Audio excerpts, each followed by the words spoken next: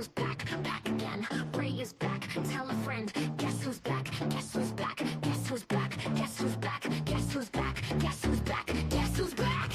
Y'all created a monster, cause nobody wants to see Ray no more. They want saggy, I'm top liver. Well, if you want saggy, this is what I'll give you. A little bit of me mixed with some psycho killer. Call a doctor, maybe that'll jumpstart your heart quicker than a shock when you get shocked at the hospital by the doctor. Hope you're not cooperating, cause I'm rocking the table while he's operating. Hey, you waited this long for 7 days, cause I'm back, I'm on the rag and ovulating. It's true, I know you ain't got a job, Miss Becky, cause you give DJs super nauseating. So that foodie queef won't let me be, or let me be me, so let me see. They try to shut me down like they the low cow queens, but it feels so empty without me. So come on and tip, stay for a bit, fuck that. Pay me to strip, I got better tits. And get ready, cause the shit's about to get heavy. Keep threatening me with loss, so fuck you, Andy.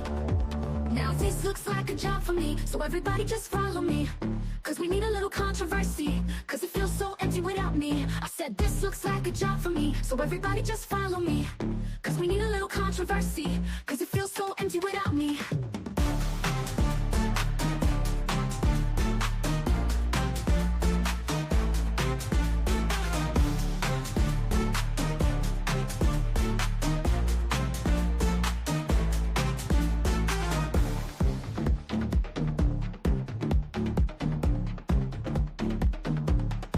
Not created a monster, cause nobody wants to see Ray no more. They want saggy, I'm chopped liver. Well, if you want saggy, this is what I'll give you. A little bit of me mixed with some psycho killer. Call a doctor, maybe that'll jumpstart your heart quicker than a shock when you get shocked at the hospital by the doctor. Hope you're not cooperating, cause I'm rocking the table while he's operating. Hey, you waited this long for 7 days, cause I'm back, I'm on the rag and ovulating. It's true, I know you ain't got a job, Miss Becky, cause you give DJs a super nauseating. So that foodie queef won't let me be, or let me be me, so let me see. They try to shut me down like they the low cow queens, but it feels so empty without me. So come on and stay for a bit, fuck that. Pay me to strip, I got better tits. And get right, cause the shit's about to get heavy. Keep threatening me with loss, so fuck you, Andy. Now this looks like a job for me, so everybody just follow me. Cause we need a little controversy, cause it feels so empty without me. I said this looks like a job for me, so everybody just follow me. Cause we need a little controversy, cause it feels so empty without me.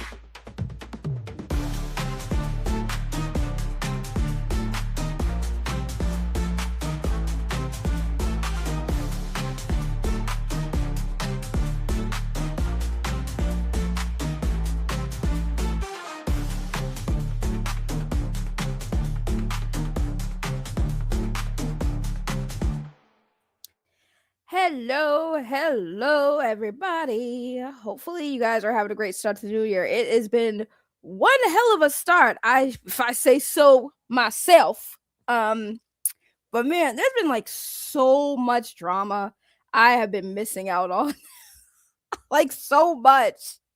But man, let me tell you, I've been saying I need to get on these topics, man, but everything has been just so sidetracked and derailed and crazy. But we're back. We're back.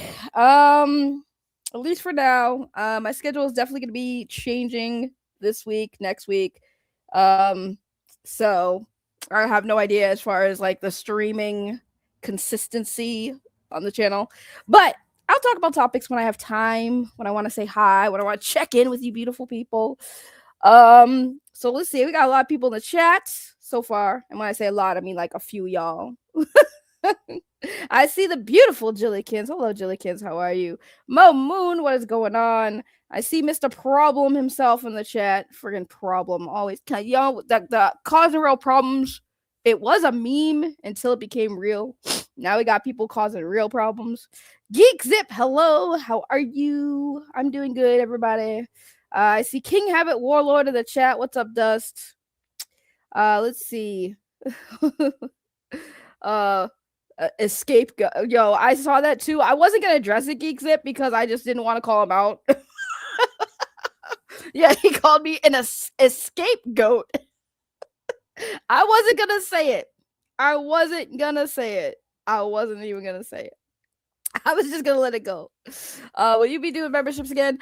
No, because like I think with memberships, I feel like if I'm gonna have memberships and people are gonna like pay money a month to the channel, then I have to be a little more active and consistent. And since I haven't been, I probably won't be. There's probably no need to, like, if I decide to like go back to making content like I used to, maybe I'll bring them back. But for right now, we don't need memberships. Y'all don't gotta be giving me money a month. That's crazy, especially if I'm not putting out a bunch of content. I'm good. That's what the the Venmo thing is there. The super chats, if y'all want to support the channel, you could do that when I stream. That way you can just like donate when I put out content instead of just monthly sitting there. Because like the math don't math for me, right? Because like if I'm not making active content, you know, what's the point? I never hit use. This is the thing. I've never deleted my channel. Why do people say these things? I've seen people say I've never deleted this channel. I've never deleted the channel. The channel has always been up and running. I would never delete this channel. This channel itself, before I started making content on this channel, like actually making content on this channel, this account is old as hell. Like this account is legal to drive. You know what I'm saying? Like this is a channel can legally buy alcohol. Okay, so like even if I was to quit YouTube, I would never delete this channel because it's just so old. You know, it's like having a phone number that you've had forever. You know, you never want to change that number. You know, that's what this channel is. It'll never be deleted. If I ever quit YouTube, I just like stop making content and like do other things. But I will never delete this channel. No, you're good. You're not the first person who has said that. I miss you. I gotta get back to making videos, man. I don't know if I'll have time these days, but we'll see what happens. Mr. Ray Zero says, "Shut up, Ray." Who asked for this? I asked for this. I didn't know I needed permission to stream when I want to stream. I'll say, "What happened this time?" Woo! Let me tell you. Jillykins, thank you for the $5. No membership, so this is for the Boba Fun. Thank you, Jillykins. Appreciate you. Appreciate the Boba Fun is always appreciate the Boba Fun. Hello, Mr. Level. I see you. Joey, what is up, Joey? How are you? How's your New Year's? How's everyone's New Year's starting? I hope it started well. All right, so listen. Like I said, it's been a crazy few weeks with drama. It's always drama. Embrace the covenant. And I know we gotta talk about the elephant in the room, okay? Because there is a giant elephant in the room, and it's not me for anyone trying to make fat jokes, okay? We gotta talk about Stranger Things, okay? We gotta talk about Stranger Things, guys. All right. Now, if you have not finished watching Stranger Things, the last final season of Stranger Things, this part you might want to leave and come back because there's gonna be some spoilers. If you're not caught up the last few seasons, there's gonna be some spoiler talk. So I'm gonna need y'all to like click off because I've been wanting to talk about this for a while because for some reason the internet do what the internet do, which is crash the fuck out over some stupid shit and not pay attention to the story they have been watching. It's actually quite frustrating for me when I watch shows and then I get on the internet and then I see some stupid bullshit that people are mad about. And it's like, if it's fair criticism, that's one thing. But if it's really just because you're mad that a character who we've known for a little bit was going to be a gay person, like, I don't understand the big fucking deal. But we're going to get into it. I see Victor in the chat. Hello, Victor. How are you? Scattered Knights. What up, Phil TMMT? I'm still going to call you Phil because, like, that's just weird. Razio, don't come in here and start talking shit, okay? We're going to have an actual topic about drama that I'm not involved with, okay? For once, it's been a while. All right, let's talk about Stranger Things because I've been wanting to talk about this bullshit, right? So, again, if you guys are not caught up, please don't stay here. So Stranger Things came out, was a great show. Everyone loved it. You know, great story, great cast. The kids did great. So now, you know, we fast forward. The stories get a little bit crazy. A little bit more like, where's it going type stuff, right? But this character in particular, Will, okay, it started with Will. This whole show started with Will. Will was missing.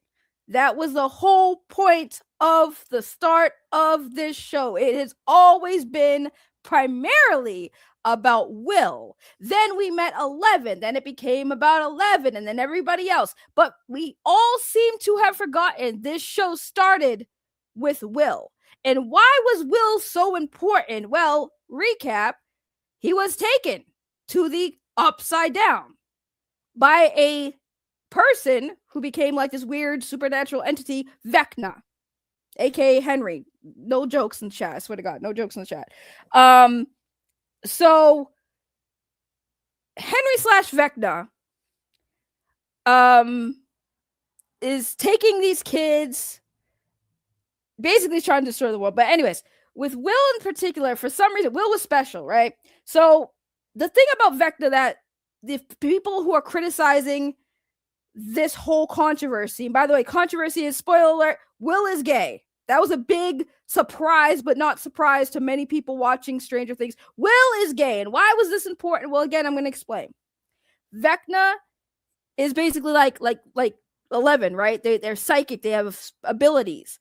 They have, they can move objects with their mind. They can, Vecna especially can like get into people's heads. So think of Vecna like it, right? What does it do? Uses people's fear to make them taste better, but also to control. Okay, so that's what Vecna does. Vecna uses your insecurities, your fears. Now, being gay, especially in the decade Stranger Things takes place in, is going to cause you to be very, very afraid and insecure and doubt yourself and question your reality. You gaslight the shit out of yourself because, oh my God, I'm gay and gay is not acceptable. I'm attracted to boys or girls. It's not acceptable. So Vecna uses that because he is basically mind bonded with Will from the very beginning. So when people were outraged about Will giving this whole speech about him being gay to all of his loved ones, they're like, oh my God, why are they so woke? It was actually part of the story. It was actually relevant to the story. Once Will accepted who he was, being gay or whatever, once he accepted that, Vecna lost some control over Will. And Will, by the way, if you guys haven't seen it, right? Will actually now has some of Vecna's powers, right? Because Will started accepting a little bit about himself, and he ended up being able to use Vecna's powers against Vecna. So when the fans, these quote fans, are bitching about this revelation, I'm sitting here like, what show were you guys watching?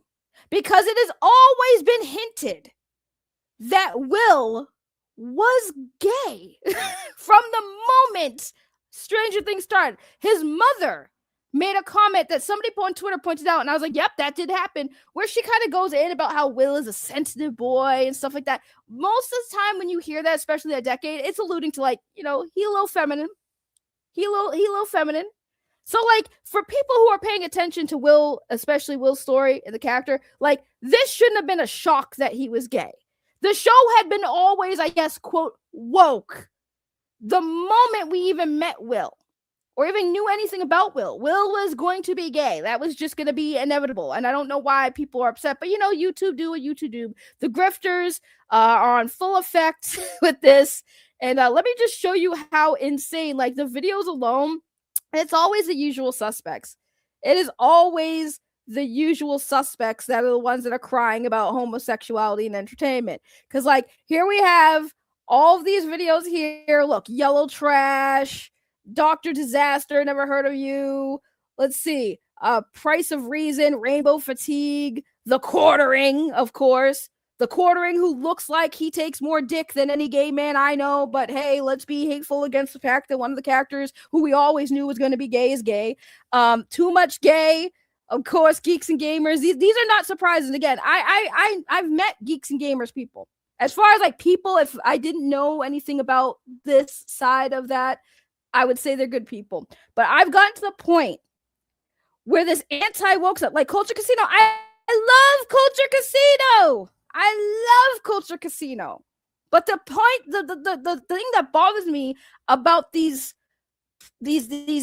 woke, anti-woke people at this point, not all of them are the same. Not all of them are the same. I do feel like some of the anti-woke crowd has valid points about always having gay, transgender, insertions and stories where it doesn't belong, right? And again, where it doesn't belong, meaning it has nothing to really do with a story.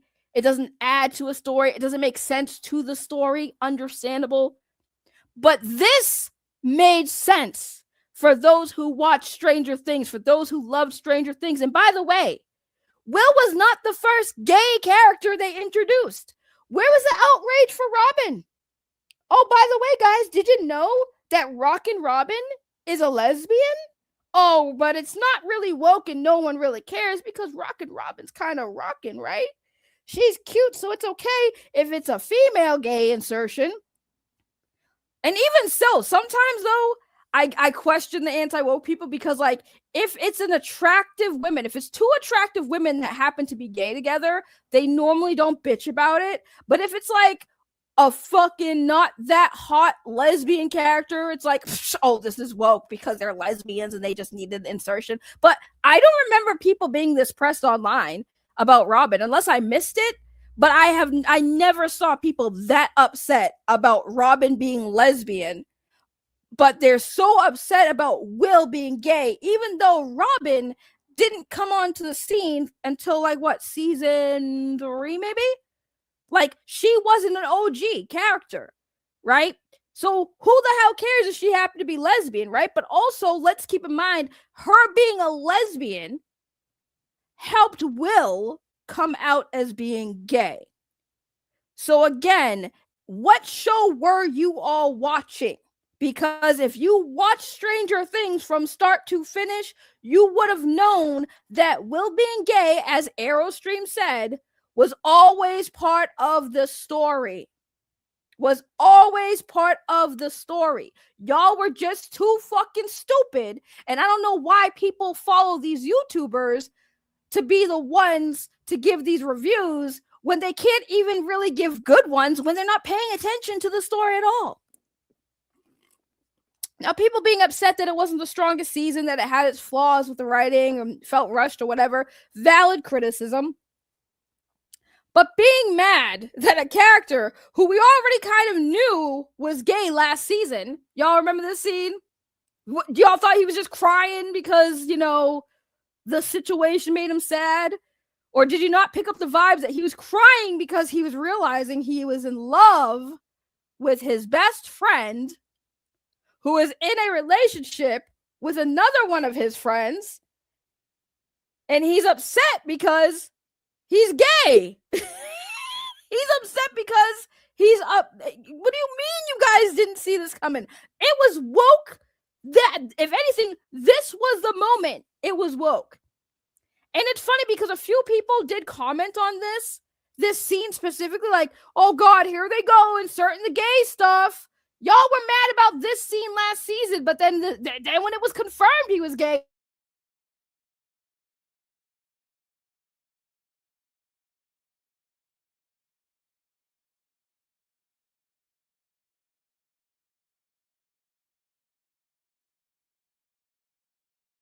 literally part of the story from day one. Y'all just couldn't fucking pay attention, I guess. It wasn't, and it's not that serious. I think the way they did Will being gay made the most sense in any other show I've seen where they've inserted like a gay character, okay, that had to have a come out story. I think they did it perfectly, and I actually appreciated how they handled I will say this. Only criticism I will give to anyone who is mad about the scene of Will coming out, like, yes, did that scene drag on a little too long? Yeah, it did. It did drag on a little too long. Yes, he was crying he didn't get Mike Booty. Exactly. I think people have more of an issue of her being a Nepo baby, which is ridiculous. I mean, I think that people being mad over a story based in the 70s, like, guys, if y'all weren't paying attention to Will's haircuts, like, that boy gay. Okay, the haircuts alone gave it away, bro. No way y'all are looking at this bowl cut thinking that was not gonna be a gay boy growing up. Like, y'all gotta miss me with that one. Okay, the hair alone was woke. The hair alone was woke. So I'm just saying it's just frustrating when I'm, wanting to talk about these things, and then you have a bunch of people upset because of stupid shit like the character being gay, and it's like, so what? So what? Character's gay. It made sense to the story. At least it made sense to the story, right? But no, you got all these, YouTube channels, big mad that it was gay. Stranger Things wrecked by fans. No, Stranger Things was wrecked, if anything, by a bunch of people bombing it because y'all are mad that he's gay. Like, look at this stuff. This stuff is insane. Like that, like, just say you're a homophobe, please. Like, I don't understand why every single one of you just say you don't like gay people. Because they always say that I like gay people. I just don't like seeing gay people in entertainment. Then you just don't like gay people. You just don't like gay people. If you're that pressed of seeing a gay character in a friggin' TV show you're watching, you just don't like gay people. How can you say you like gay people and you have gay friends, but then you make videos where you're talking about how much you can't stand seeing a gay character in entertainment? That shit bothers me. Like, make it make sense. All of you anti-woke YouTubers are just hate mongers. That's all you are. You're hate mongers. You spread hate all the time, and I have been so ignorant to it for so long. I kid you not. I had defended the understanding of, like, yes, does Hollywood like to insert gay stuff and black stuff and that stuff to cater to us or to make us feel good, even though we're sitting here like we don't care about all that? Yes. Do I think it's a problem in Hollywood? 100%. But when you cannot ignore that any time there's a gay character in anything entertainment, video games, TV shows, movies, cartoons, fucking commercials, like, they get so mad. So mad. The show wasn't bad. The last season wasn't bad because Mike was gay. I'm sorry, Will was gay. It wasn't bad because Will is gay. Last season, if anything, was not the greatest because, I feel like personally the hype, like not the hype. How am I going to say this? It was new. It was a new story. It kind of, for me, like, as seasons went on, there were some seasons that were kind of just like, other seasons that were like, whoa.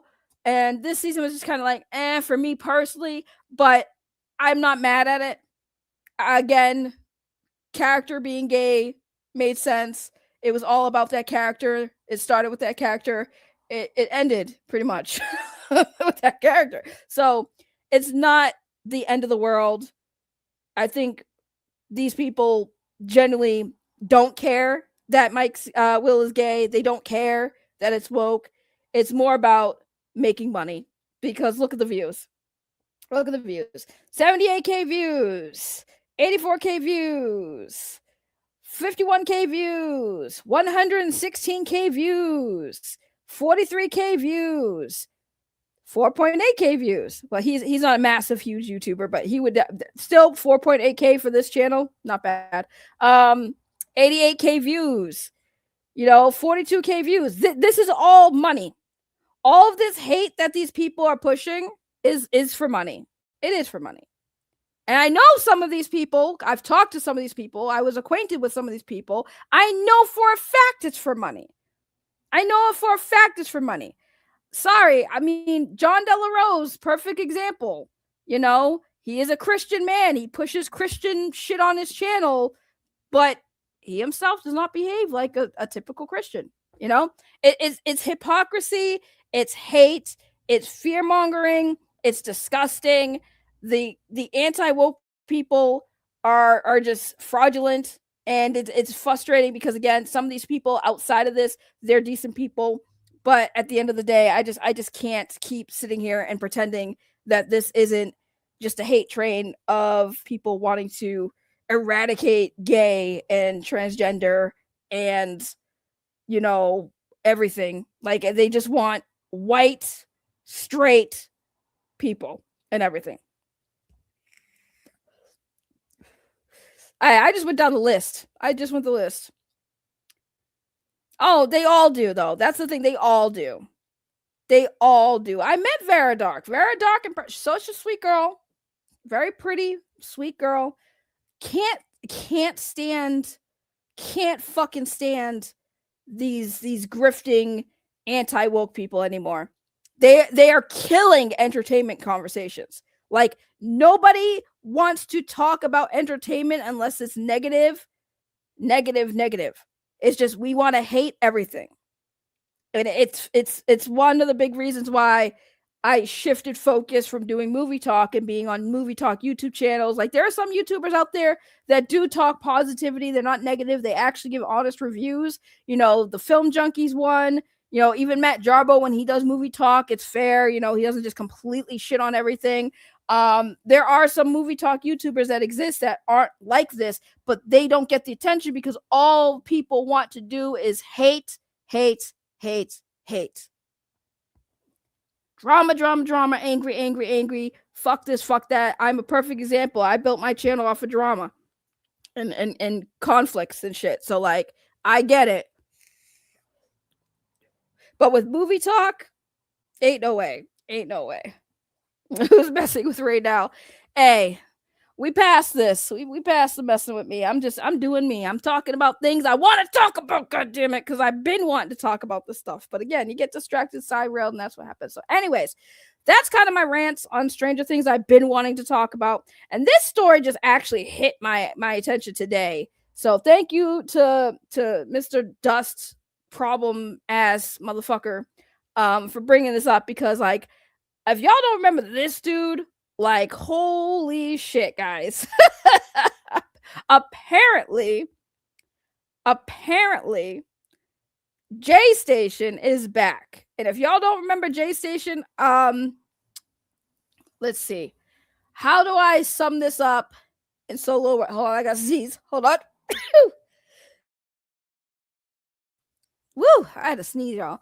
Oh, yeah, you guys. Oh, God, J Station. Yep, J Station.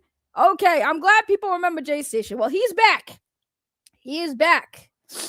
Oh, he looks different now, but J Station is back. And for those of you who don't know J Station, TLDR, he was a YouTuber who had a pretty decent platform back in the day, but pretty much killed it when he decided that he was going to fake a lot of the shit he was doing. And by fake it, I mean, like, all of it was fake. His big thing was he fabricated a relationship he had with a woman who died, and he was doing, like, seance shit, like trying to talk to her from the other side. It was, like, so weird. And then when people called him out, yeah, he basically got banned from YouTube. And yeah, his dead girlfriend was crazy. Sorry, I had to sneeze, but I'm gonna try to mute so I'm not sneezing up in your ears. I am very much allergic to dumbasses. I'm allergic to dumbasses, fake this, bullshit. I'm allergic to it all, y'all. But J Station has returned, and we're gonna react to his return video because this shit is hilarious to me. I started watching some of it and I was like, yeah, we're gonna add this to the stream, because I could literally sit here and rant and rave about Stranger Things for like 2 hours, but I'm not gonna do that to y'all. So we're gonna just jump right into this is him now. This is him now. The beard is weird. So let's see what J Station has to say about this return to YouTube. Hello, everyone. My name is Jason Etier, but you might know me as I'm J Station. I had a YouTube channel with over 6 million subscribers. I was doing videos like calling haunted numbers at 3 a.m., playing Ouija boards, and getting possessed by evil spirits. Because you were faking it. Yeah, you were faking it. It was all faked. Yeah, we know. I even brought back to life my friend's dog. He's gonna give him treats, guys. Okay, I'm gonna hold it out. Okay. We're gonna see if he's gonna come. Okay. Baxter! Come here, boy! Don't bite me again! Yeah, don't bite Baxter! Oh my God! There is! Oh my God! Sit, Baxter! Oh my God! Bro. You know what's funny is like I never watched Jay Station. I might have came across his videos here and there when there was like compilations of like spooky stuff when I went down the rabbit hole of like paranormal stuff. But like I never really watched Jay Station. 6 million subscribers. I actually thought he was smaller than that. I didn't know he was that big, to be quite honest. Because like only time I ever really knew who he was the controversies and a few videos that came into compilation videos. But that drama when like they all called him out for faking it and like using a dead girlfriend for clicks and stuff, that's when I really figured out who he was, and I was like, yeah, this guy's a problem. See, Ray Zero, you about to get timed out. You better knock it off. Yes, he is back. He is back. Apparently he's back. I don't know for how long, but we'll see. Oh my god, dude. Where you going, Baxter? Baxter, where you going? And as dumb as all that sounds, life was pretty good. I had a girlfriend at the time that I really liked. I had friends and people around me that I really liked. I got who didn't know. Well, they probably knew you were fake, so I guess that's good. to do interesting things all the time, travel all through America, travel around Canada where I'm from, until one day I was banned. No strikes, no warnings, banned. But are we going to talk about why you were banned, though? Are we going to talk about why you were banned? Now, I still don't know the actual reason I was banned. You know, Google or YouTube is very hard to get a hold of. I don't even think big people that you would think that has a direct contact with YouTube, they probably don't. But considering this has been 4 years ago. Okay, hold on. Let's find out. What content does Jay Station do? He was like doing paranormal shit. I think he dabbled in different things, but he got really big with the paranormal stuff. But hold on. Why did I'm Jay Station get banned? Here we go. Jay Station faced consequences like channel demonetization and arrest, primarily for controversial trespassing videos, some stage and later for attempting to contact deceased celebrities with Ouija boards, drawing backlash for exploiting grief, leading to platform scrutiny and controversies, though not a permanent ban from YouTube itself, but significantly disrupts the reputational damage. So that's the reason. Like, he says, Google, dude, I just Googled it and it told me why you were banned. There you go. Like, you are banned because you were doing stupid shit, and YouTube was like, yeah, this is blowing up. People are angry. We're going to demonetize your channel. This is not what YouTube stands for. Blah, blah, blah. It's crazy how us Minnesotans, what is it, Minnesotans or Minnesota stands and Canadians look and sound so similar. Yeah, I mean, I wasn't going to say it. Like, he was real bad for seeing a famous person pass away. Then that night he'd be like summoning them at 3 a.m. Yeah, that shit was crazy. I remember watching videos about him, and I do remember people saying that, yeah, he was doing that. Like, a celebrity, like somebody would die in the very night. It was just disrespectful. Like, he was very disrespectful. So pretty much trespassing. Well, it was trespassing and also like a lot of backlash. Like, a lot of people thought it was pretty disgusting that when somebody died, somebody famous who died, he'd be like trying to be like, I'm going to communicate with them. And it's like, bro, like there's kind of a level of like grace period where you can just like respect that somebody died, let the family mourn. And then you got this fucking weirdo on YouTube, on the internet, trying to summon them and like pretend that they're speaking to them. That shit's just very weird. So I think it was mostly the backlash, but yeah, he was, getting arrested for trespassing and shit. So that didn't help. I've been thinking about this for a very long time, and I've boiled this all down to two main reasons that caused me to get banned on YouTube. Now, I'm going to address both of them right here, not to rehash and bring up old controversies, but just to be upfront about it. So really, YouTube and you guys, the audience, the people, do I deserve to be banned for life? Do I deserve to be banned forever? Or do I deserve another chance? Before we go any further, I just want to take some time right now to kind of answer to anyone who wants to know what it's like to be banned from YouTube.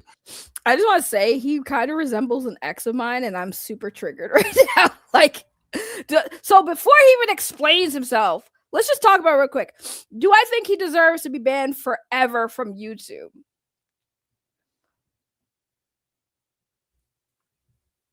No.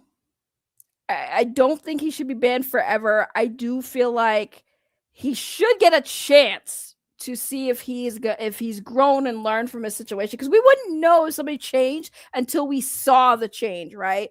So I do believe there is redemption for some people, but I think that the fact that he's already starting this off by like making it sound like he doesn't know or understand why he was banned, even though he goes and says, well, I have a few ideas why. Like, bro, that is why you were banned. You know why you were banned. It's been 4 years. There were multiple videos made about you. You know, like I said, you could Google it now, and, you know, it tells you right there the reasons why you were banned. I mean, it doesn't take a genius to see why you were banned. People were angry at you for the way you were making your content, the way you were using dead people to get sympathy and get money. Like, all that great life you were talking about having in the beginning is like, okay, I'm so glad you had a great life and a great career on YouTube, and you fucked it all up because you decided instead of being a real person, you wanted to fake shit for money. Like, I don't know what to tell you. I don't know what to tell you. Like, you're not getting sympathy from me at all, just how you started this video. Guys, you know, I had a great life, 6 million subscribers. I was traveling all over the United States. I had a great bunch of people, friends, a girlfriend I liked. Oh my God, my life was fantastic until people started calling me out for my bullshit. And then YouTube banned me for my bullshit. But I'm going to say I don't know what the reason is. He's doing like the Dr. Disrespect reason. Like, come on now. The funny part is, like, Dr. Disrespect knew why he was banned on Twitch. He knew. He got a message about it. He knew why he was banned, but he told everybody he had no idea. He went to court for it, and he still told people he had no idea why he was banned. Yeah, of course Dr. Disrespect knew why he was banned. When you're a big content creator, you get told why you were banned. Talk about I couldn't reach anybody. Bro, you had 6 million subscribers. Keemstar has contacts at YouTube. Like, come on now. Like, let's be real here. These people are so full of shit. Like, if you are a creator, a big creator, and you rely on YouTube as your primary source of income, how much and how severely this will change your freaking life. You might think that you're good, like you've saved up millions of dollars, you've had a good career. I'm telling you, this will affect you. Like, yeah, because YouTube isn't 100% guaranteed to be a full-time career for you, because times change, things change, people get bored of the content, people move on to find other content. It's not 100%. Like, say for example, J Station didn't get banned or didn't get canceled on the internet, right? How long do you think his content really would have held up? Eventually, a lot of people, he would have probably lost a good chunk of his audience who are like now into other things. Well, TikTok's out now, people are more on TikTok now. Like, YouTube is not 100% guaranteed to make you income on a regular basis, no matter what size you are. You could be small. Honestly, I feel like content creators who are smaller, especially when they start off, they do make a decent amount of money. They can.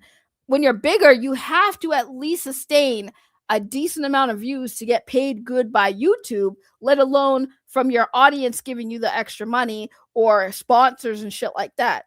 So again, cool. Like, there are a bunch of YouTubers who are not even hit 1 million. There are YouTubers who had 100,000 subscribers who are making thousands and thousands of dollars.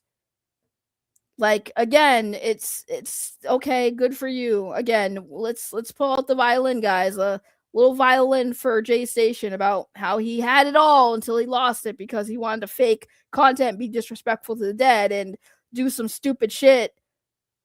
Basically, like J Station, think of J Station like the at the times Jack Doherty. Think of J Station basically like Jack Doherty, but a lot more dumb.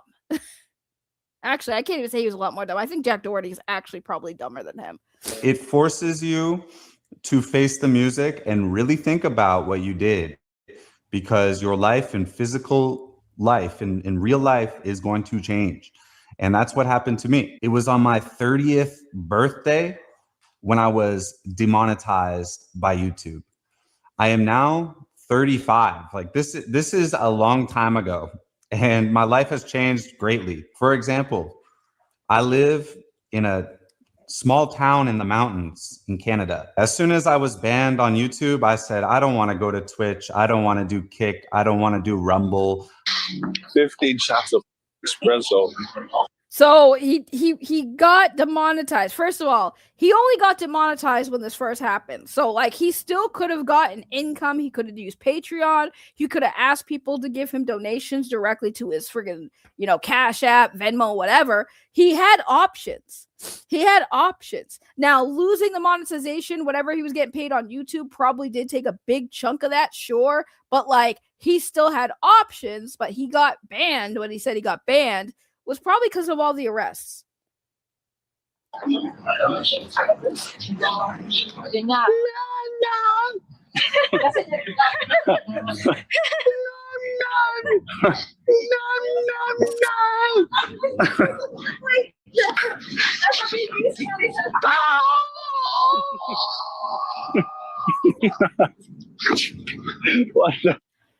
These people are stupid. I just want to say these people are absolutely stupid.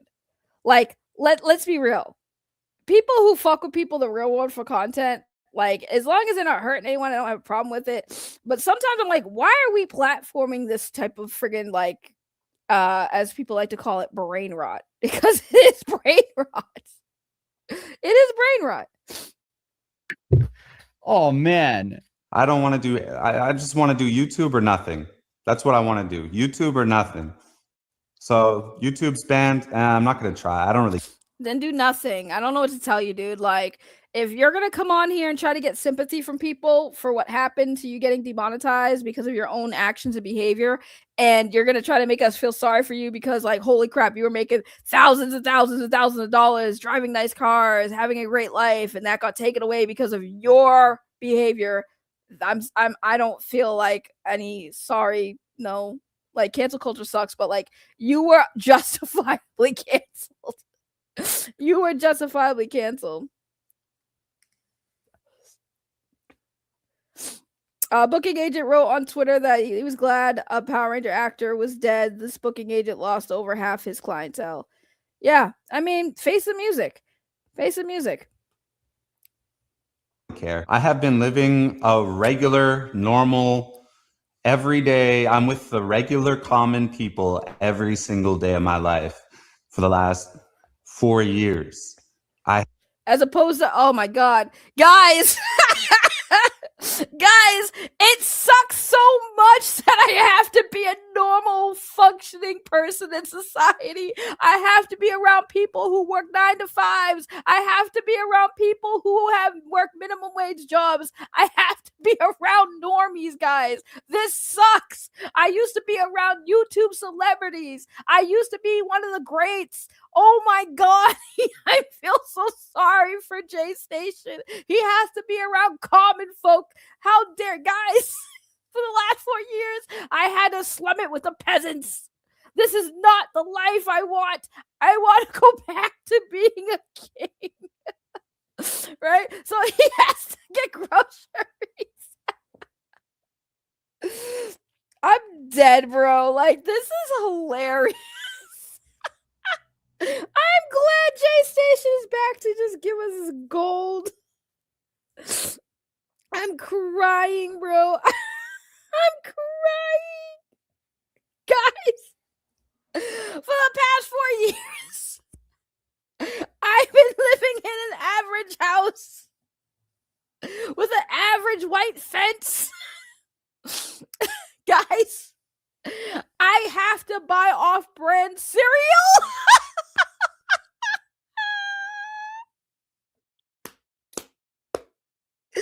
Guys, I can't afford Dr. Pepper. I can only afford Dr. Thunder. This is awful. It's so awful, right? I have to pay my taxes like everybody else. I had to get a real job. Oh my God. Have been just regular person. Like, I'm not doing social media, nothing like that. I completely respected YouTube's decision and moved on. But at the time where I was demonetized, I had over $1 million in the bank. I was like, I'll be good. I'll be fine. But then I get a tax bill That's half of it gone. All right. This comment was perfect. Guys, I had $1 million and half of it was gone, but he still had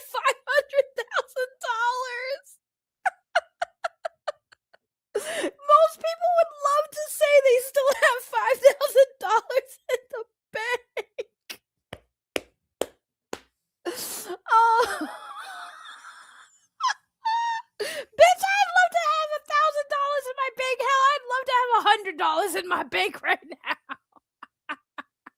I pay taxes.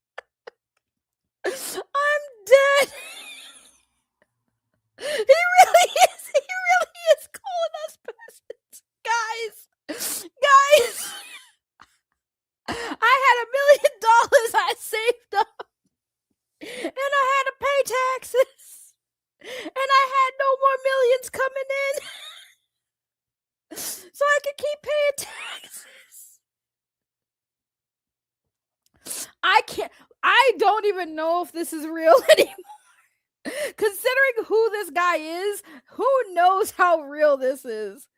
Oh, Then I gotta rent a place to live for a year, and that's like 75 grand or 100 grand or whatever.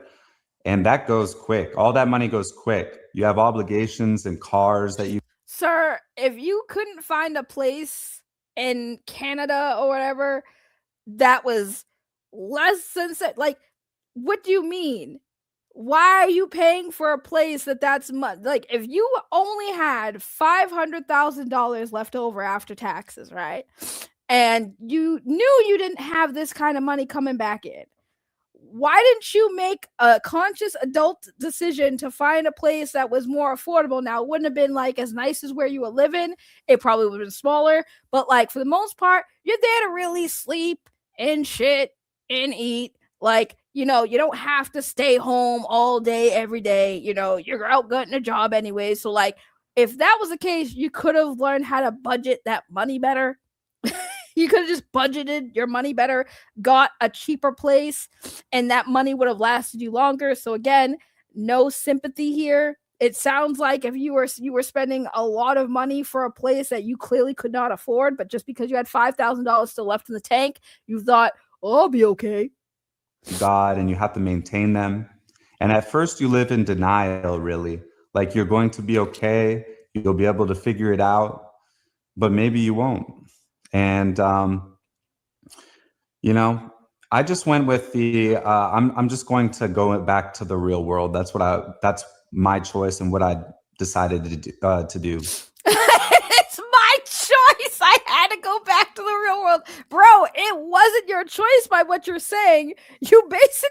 We are like 4 minutes into this video, guys, and he has already basically just said, like, my life was great when I was here on YouTube. I had 6 million subscribers. I was making millions of dollars. I was living my best life, and then all of a sudden I got demonetized off YouTube. And my life took a turn for the worse. I had to be a real life person now. I had to be in the real world. I had to get a real job. I had to pay real bills. I had to actually figure out what it was like to struggle again. Like, oh my God, how awful. I had to go get my own groceries at a grocery store. I'm not in a gated community or gated house anymore. Or like, what do you... Oh my God, bro. If he tells us about how he had to sell a lot of his shit he bought with all his YouTube money, I'm going to lose it. I'm going to fucking lose it. Could I have done Twitch? Or I could have done that. I'm not banned on Twitch. I'm not banned on Instagram. Not banned on X. Not banned on Facebook. Not banned on Rumble. I'm a live streamer. Okay. These cameras don't turn off. They're live 24/7. I am the most viral man in the world right now after Andrew Tate. Okay? And what happened? I said grab my security 20 minutes ago! You guys are literally dumb as fuck. Oh, hey, record this. Security! Come in here now! My life is in danger and you arrest the Palestinian Muslim who's... By the way, this is another freaking controversial, trashy ass fucking YouTube content creator, Twitch streamer who, again, we always platform the worst people. I swear to God. Viral Are y'all dumb or are you stupid? Do you like your job? You're fucked. Hey, I own you. You're a clown. Allahu Akbar. Allahu Akbar. You get no God. Allah subhanahu wa ta'ala. Allahu Akbar. You. That my adrenaline shot up and I don't even remember the last. I don't know why he's playing these clips of controversial like Twitch streamers, YouTubers who are just as bad as he was. So like this whole comparison shit is like killing me too. Like these content creators were just as bad as you were, J Station. This is not the flex you think it is. It's not. It's like 48 hours now that I'm out of it. And now that I calm down, I'm realizing all the destruction that I caused. And this happens to me all the time. Bro, fame makes people go crazy. I swear to God. Fame, clout makes people go insane. It really fucking does. It really does. That's why, like, I'm fine being small on the blimp because, like, would the money be nice? 100%. It would definitely help me not have to worry about stuff, you know, bills and shit. Like, I wouldn't have to worry about the lights getting cut off and shit like that. Sure, but like, at what price for my soul and my sanity is fame? Because you see it all the time with all the, like, he's showing you this is like a common trend with a lot of these people. Like, you do whatever you need to do to get famous, and then once that fame goes away, you're back being a peasant with the rest of us. You're bumming it. It's not like I couldn't do it, and other people have done that. It's just, I was just done with it. I was just done. During that 4 years, this was 5 years ago. Clearly it wasn't that good in your life then if you just gave up that quickly, sir. Just put it out there. If you gave up that quickly, where you didn't even attempt to go to other platforms and take your audience there to get to, it seems like you're a kid who got the lollipop taken away and you're crying over it because you want that lollipop. You don't want any other lollipop, just that one because it got taken away from you. You're a grown child for that. Ago where I was demonetized, and during that time it felt like I was in the black pit of doom, like that movie Get Out. The black guy gets hypnotized and falls into this room. I'm sorry, hold on, let me did he just compare himself to that movie Get Out? Oh my God, I can't with people, man. I can't with people. I really just like, my head hurts so much after hearing that. Like, that's insane that he really compared himself. Like, we got to go back. Can we bring that back? We need to bring that back. We definitely need to bring that back because ain't no way he really said that. Ain't no way he really said that. It's done. During that 4 years, this was 5 years ago where I was demonetized. And during that time, it felt like I was in the black pit of doom, like that movie Get Out. The black guy gets hypnotized and falls into this room.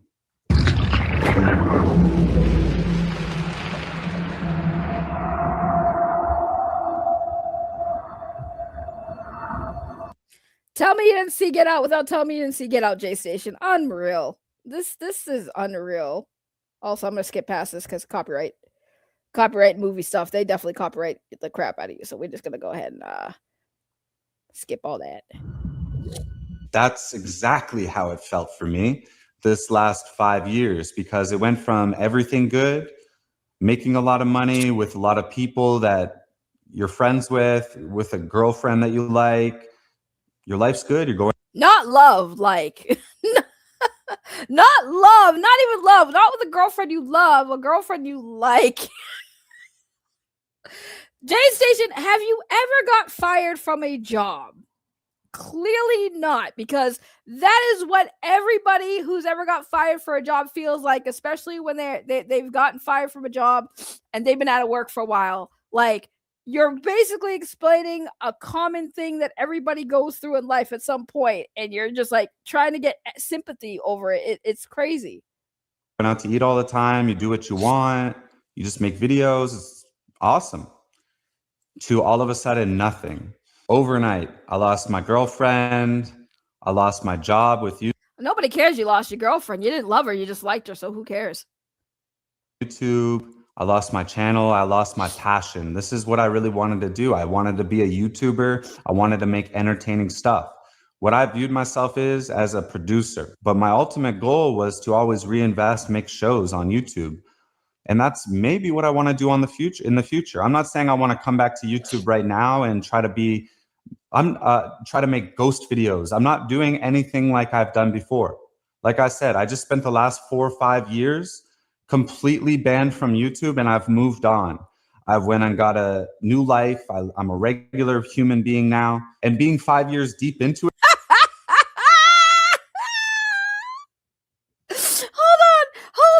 Hold on.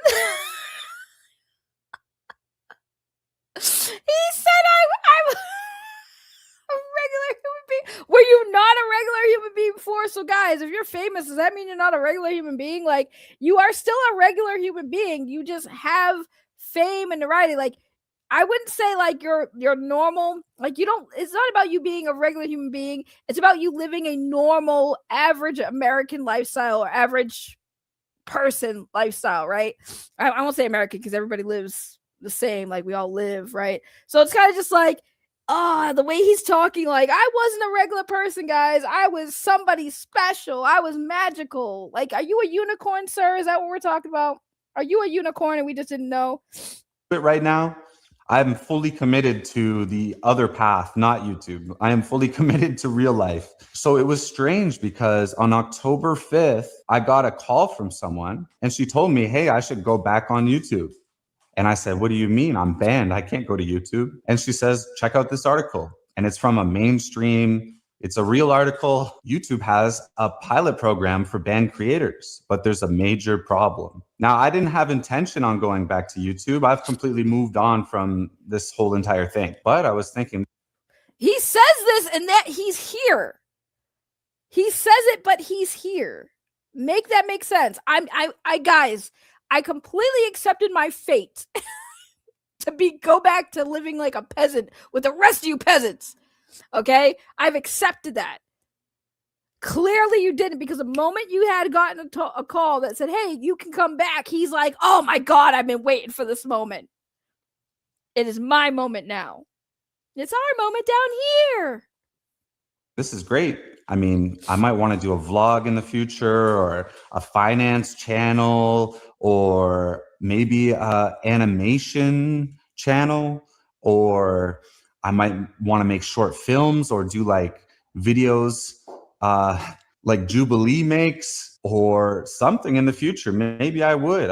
This is something, YouTube and making videos, like I said, has always been something that I want to do. I've been doing this since I was 25 years old, full time since 25 years old, and I'm 35 now. But there was one big problem, because on this second chance pilot program from YouTube, it's asking you to sign in through the banned accounts and apply there.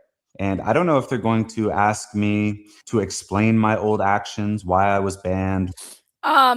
Here's the thing. Like, if YouTube banned you, they know why. Why would they need to explain it to you when they were the ones who made the decision? Please, the way he's talking is like, I don't want you to come back. Like, I don't want you to come back, J Station. I want you to just stay gone, bro. Because, like, you're already starting this off by trying to make everyone feel sorry for you. And by the way, he never did address, because, like, remember, he was going to address like the theories on why he was banned, and like he's not even addressing what he did. He's not acknowledging what he did. He's just trying to fluff everybody, like, hey guys, so like I was doing really good. I made thousands and millions of dollars on YouTube. And like, you guys canceled me and it sucks because now I have to be a normal person. Why I learned my lesson, I don't know, because I lost complete access. Once I was banned, I stopped using those old emails. I forgot all these passwords. I changed my phone. I moved. I've had several different phones. I forget the phone number. I cannot get into this my old account. But YouTube, if you're watching, you can verify that this is really me. I'm J Station. This is really me. This is the verification. I'm just asking for it. You know, maybe I want to post a vlog in a month from now. Am I going to make videos every day right now? No, but maybe I want to make videos in the future. I think I should be given this second chance. I think I really do deserve a second chance. You know what's funny? This channel that he's posted this on already has 22,000 fucking subscribers. And now, since you know the complete context of what's going on in my life, where have I been for the last 4 or 5 years? Not many people cared. Let's get into the first reason why I think YouTube banned me. Oh, okay. We're finally getting to the reasons. Is he going to take accountability for it? Oh God, this is going to be good. All right, guys, if you got some snacks, get them now. Get them now. I'm gonna give y'all guys a second. We gotta get some snacks on. I gotta fill my cup here. I gotta get my drink on, cause yeah, this is gonna be fun. He's gonna go into yeah, he already got like 22,000 subscribers on this channel. He posted this on. J Station's back. Oh my God, what's he gonna do? Like, I don't care. He already lost me. I would have gave him a chance had he just started off by saying he fucked up. Like, if he just started by saying, you know, I had 6 million subscribers and, you know, one day I got, you know, demonetized and, you know, because I was faking content, I was being disrespectful to the dead. I made up that my girlfriend was, you know, dead and stuff, you know. No, none of that. So the first reason that I think YouTube banned me was for a video that I did faking my girlfriend's death. Now, like I said, I was always calling. Notice how he did air quotes, even though it's like, that's exactly like, there's no quote, like, you know, sarcastic air quote. You did that. That is what you did. Scary numbers at 3 a.m. or calling haunted numbers, contacting spirits on the Ouija board. This is what I did. This is just the stuff I did. Ghost videos. I was bringing back animals from the dead. One time we went to an abandoned building and put gravestones in the backyard. We like placed them down, and I got my friend to, I buried my friend with his arm out, and I was going to place the Ouija board on the gravestone.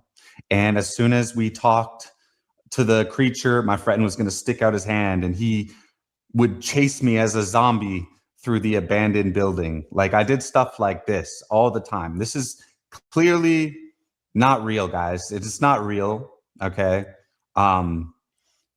That was never the issue. Like, no shit, it wasn't real. The issue was that it was presented as real in some of these videos. And like the dead girlfriend one, like that was definitely the thing that a lot of people thought was real. I know that. It's not real. It was clearly not real. When it came to faking my girlfriend's death, she was never going to really die. It was never a real thing.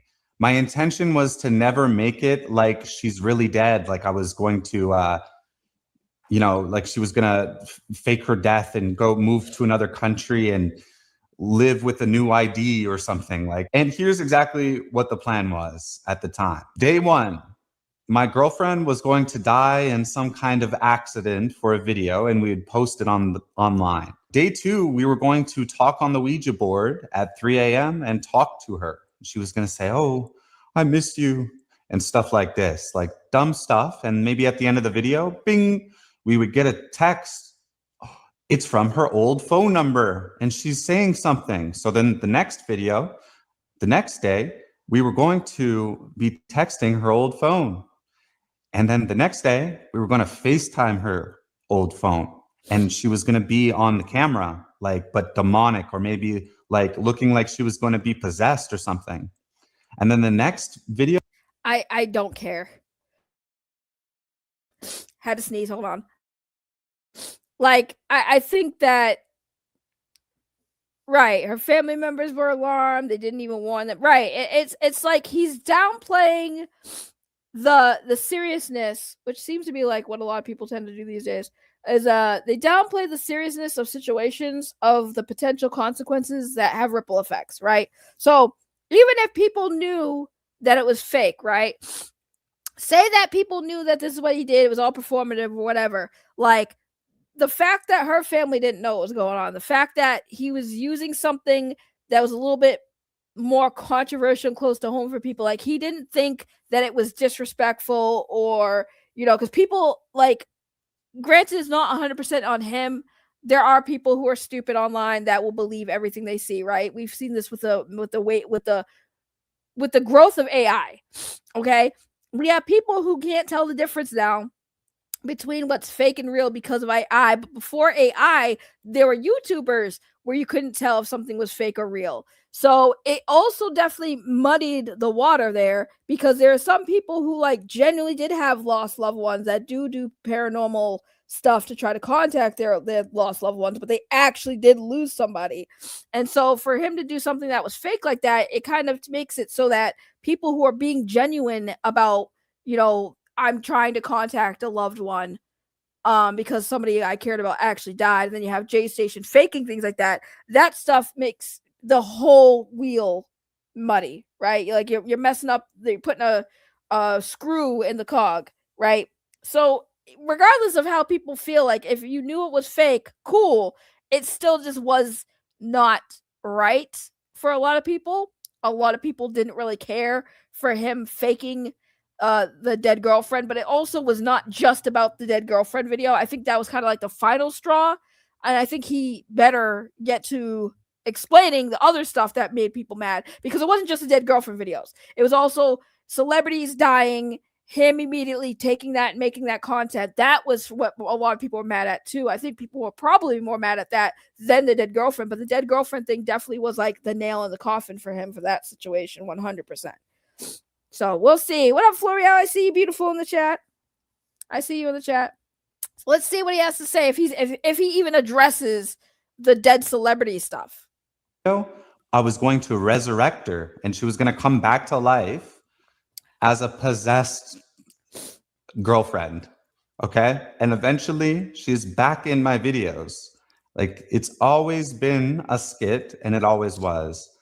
Right. Okay. Now, will you acknowledge that it probably wasn't a good skit, tasteful skit? Probably not. And I think my problem was I made it too realistic. And as soon as I post the first video where she died, it went viral for negative reasons, and I was not able to do anything about it. Yeah. J Station, I could already tell watching this, no accountability on your end. You're not taking a single bit of accountability. His explanation, guys, it was too real. It was too real, guys. I don't remember him having hair at all, though, in fairness. Oh my god.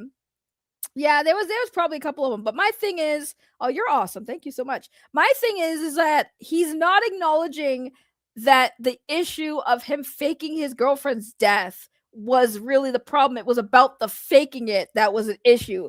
Not that it was fake. It was just a fact that he faked it. It's like, okay, why are people mad at Boogie for faking cancer? Because it's faking something that people actually care about. Like, it's sad. Like, nobody wants to see a YouTuber have cancer unless they're a piece of shit person. Like, I don't want to see people come on the internet and be like, hey, I've been diagnosed with cancer. Cancer sucks. A lot of people agree. So a lot of people will donate to you to help you with your medical bills or whatever, right?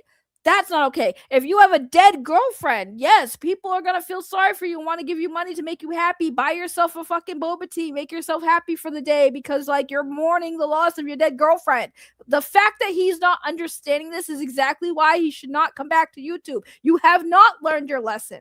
You say you want a second chance, but you're already letting everybody know you didn't learn from the first time, because now you're just trying to excuse your behavior. You're trying to excuse the shit you did that pissed people off. You're basically telling everybody, if you had a problem with my dead girlfriend fucking video skit, fuck you. I don't care. It was fake. Why are you mad about it? He's not understanding why people were upset by what his content was doing. I could not control the narrative.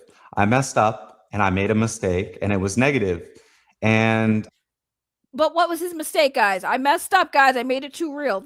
He didn't even say that it was wrong. He didn't explain why it was wrong.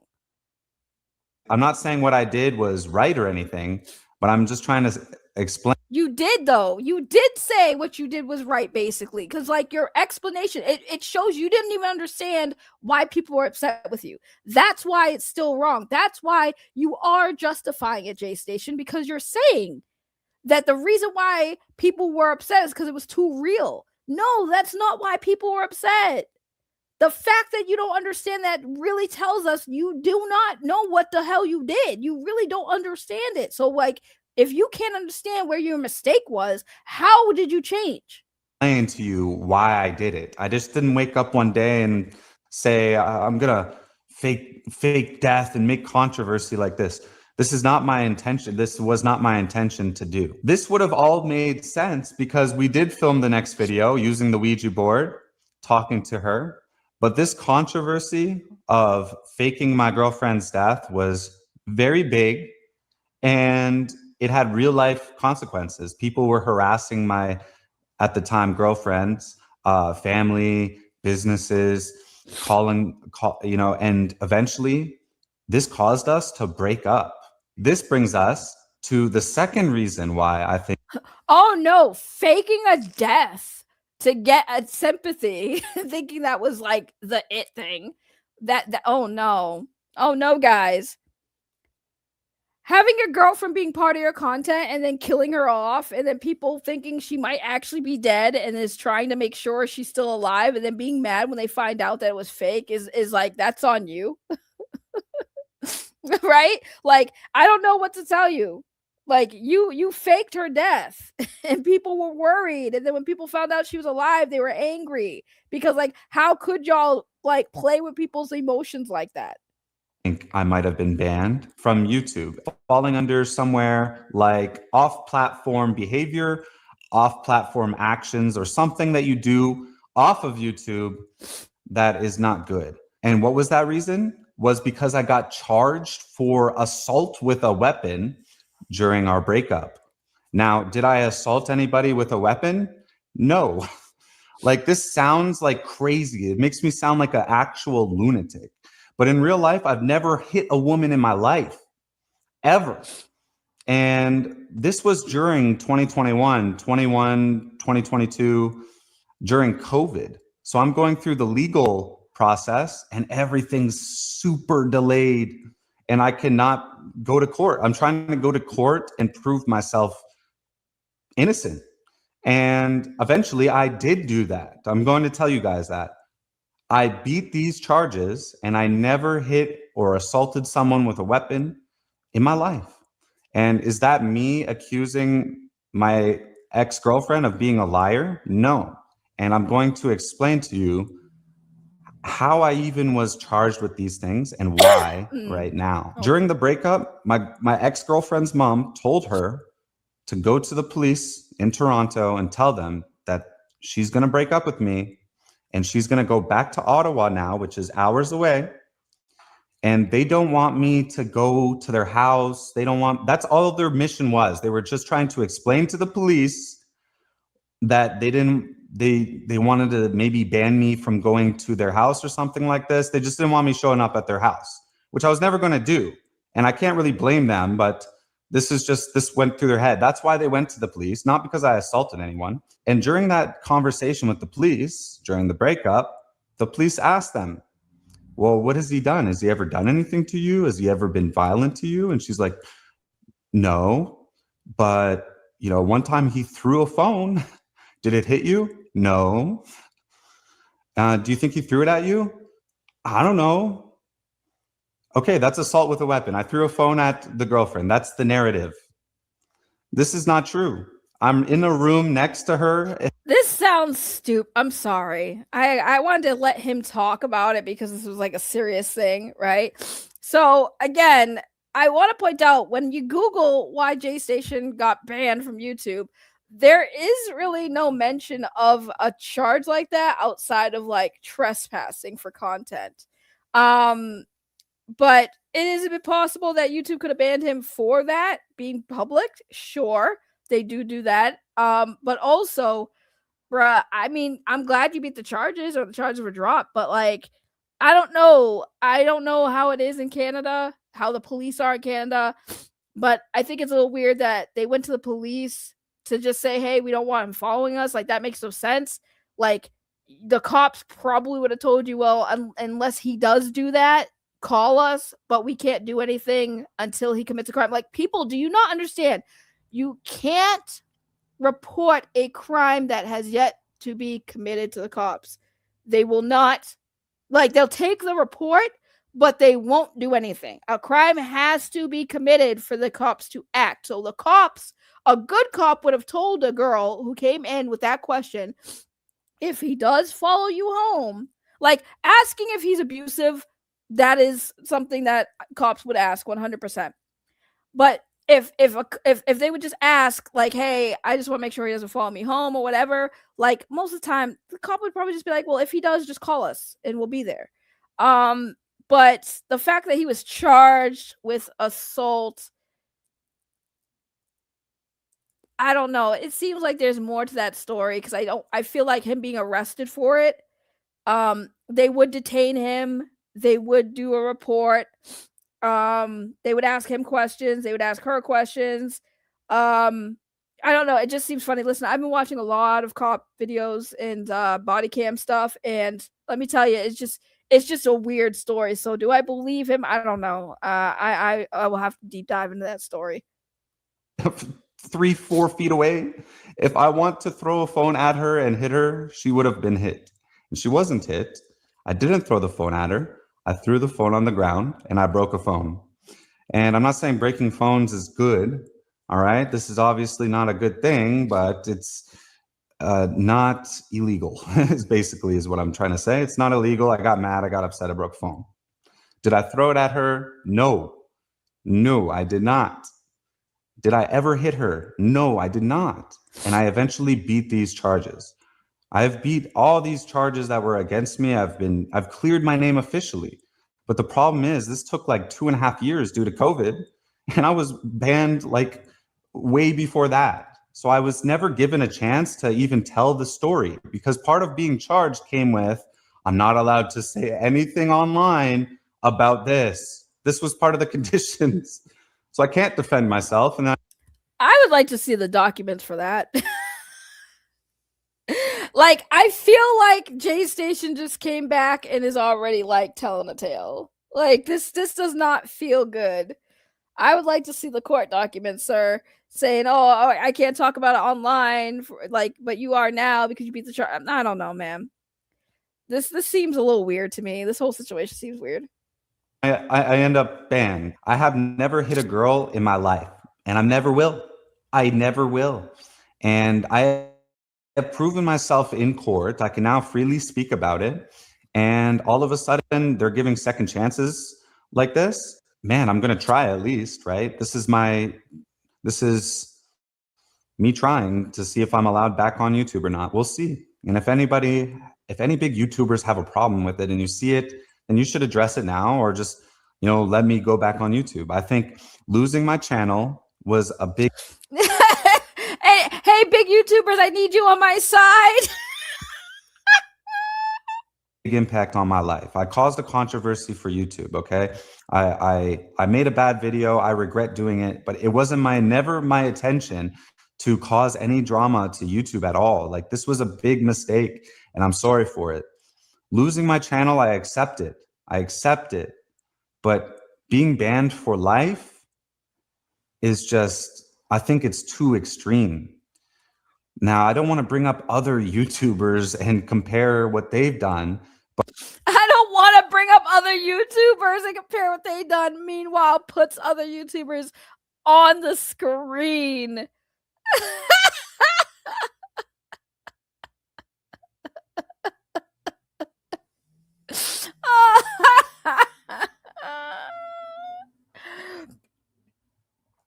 So the funny thing is, though, right? J Station, this is where you fuck up, right? Aiden Ross and Neon primarily don't really do content on YouTube. I believe they're really on Rumble or Kick or whatever. So these YouTube channels are just posting videos of them, but it's not their accounts. So again, I'm pretty sure Aiden Ross isn't really that active. In fairness, though, he does make a good point. There are a lot of YouTubers that are pretty problematic that still have a platform. So if we're gonna argue, should he come back because other YouTubers that are just as problematic or worse are still platformed here? Sure.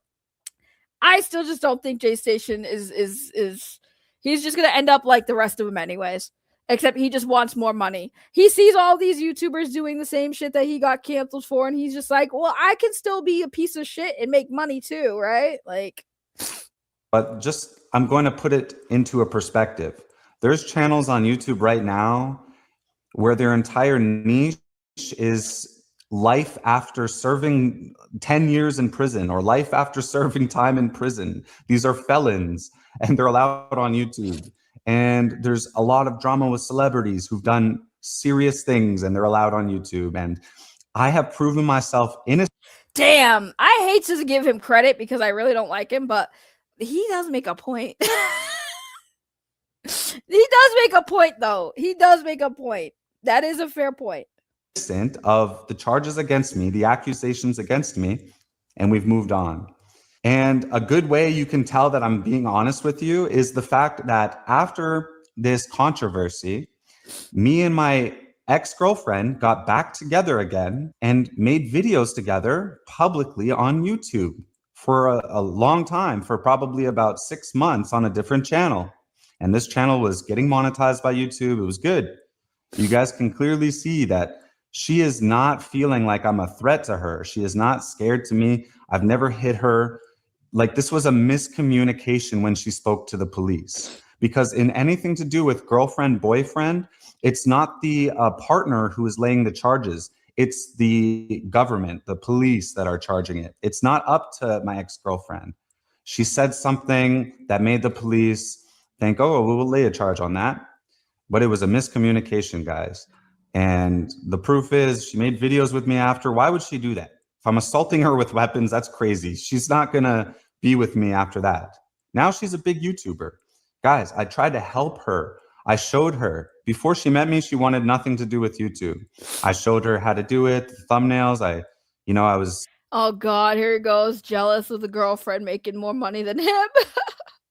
No, I got allergies, damn it. This is why I'm sniffling. I got allergies.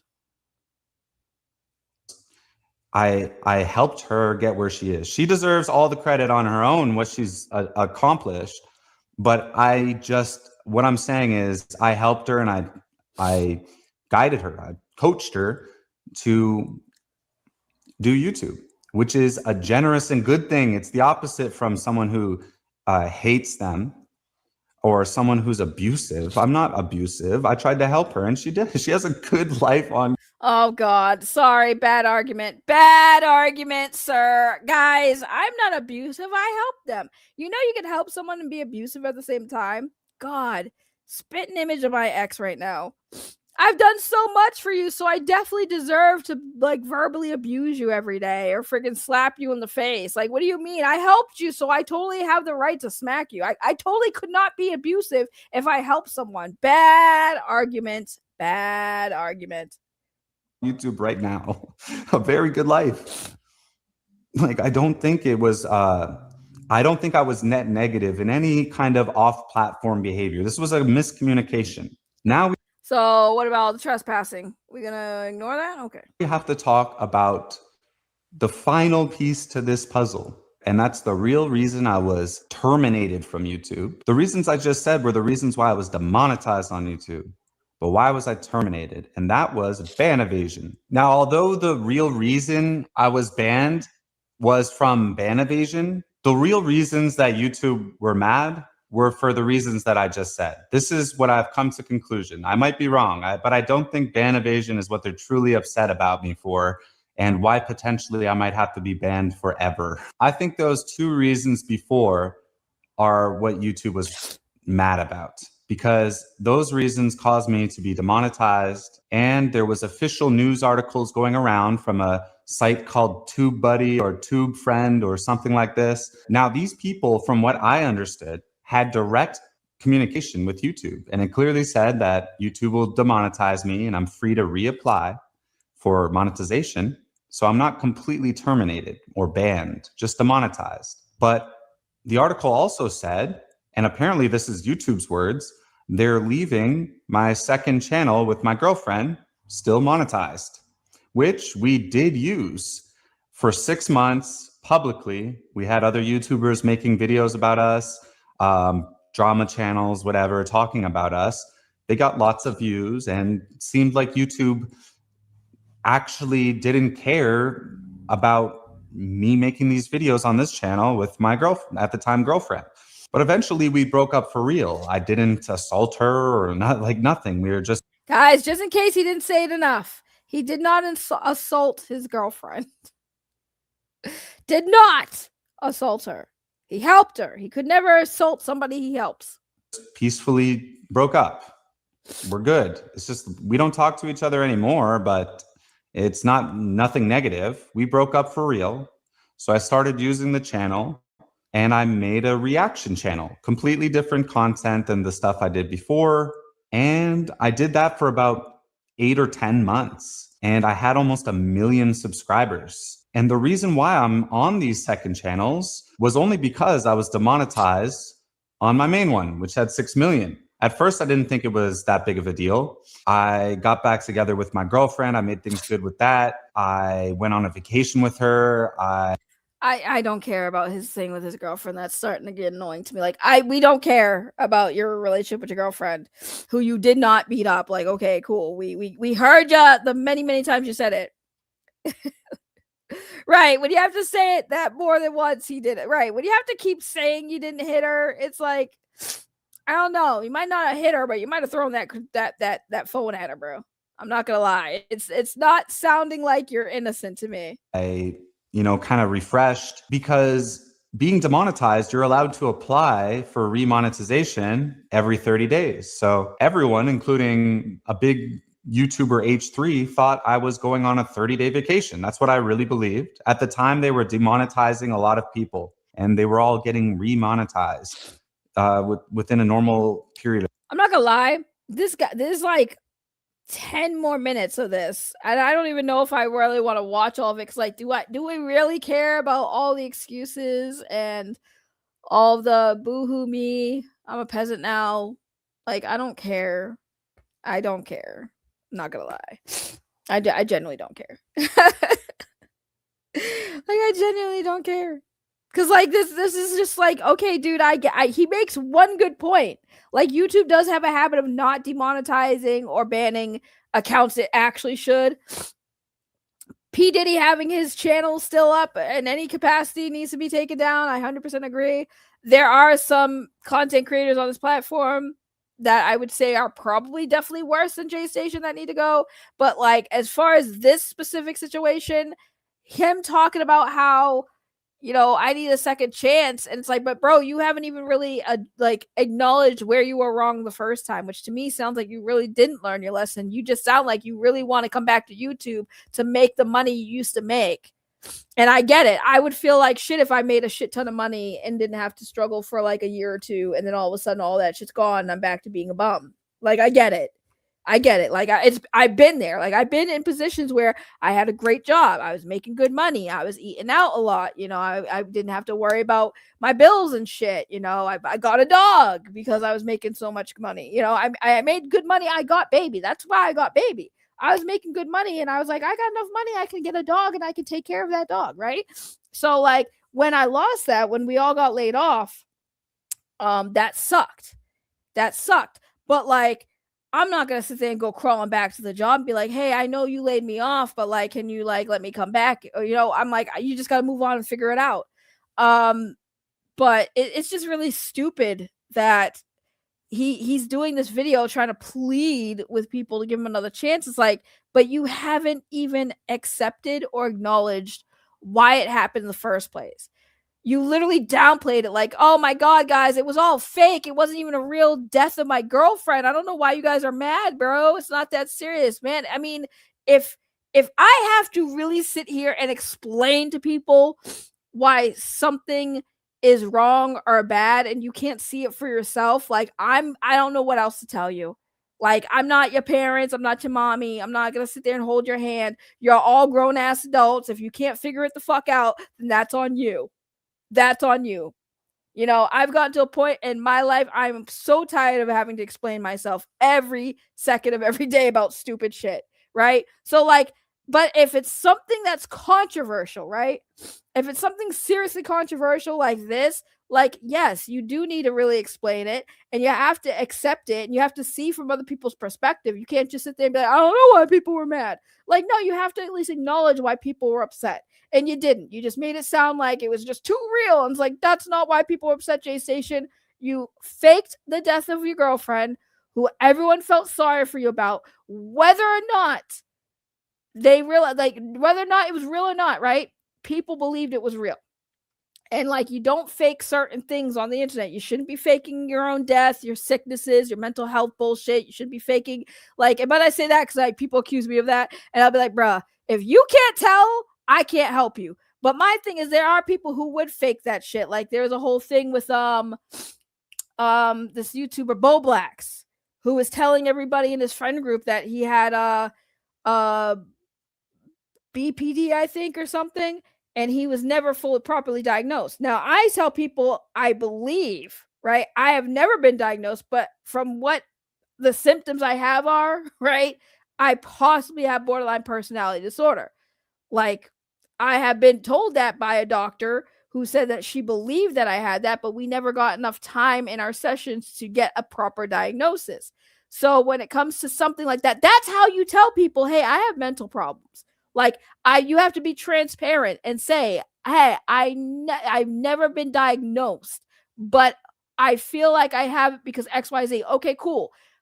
Then people will just say, well, if you have no diagnosis, you don't know. But if you're saying you have bipolar personality disorder or borderline personality disorder, and you just say it as a fact, like you've been diagnosed, you're on medication for whatever, and that's a lie, that's not good, because there are people who actually do suffer from these things. So, like, again, if you think you have it, yeah, and you want to talk about it, sure. Just be like, hey, I haven't had a diagnosis, but I do believe I have this.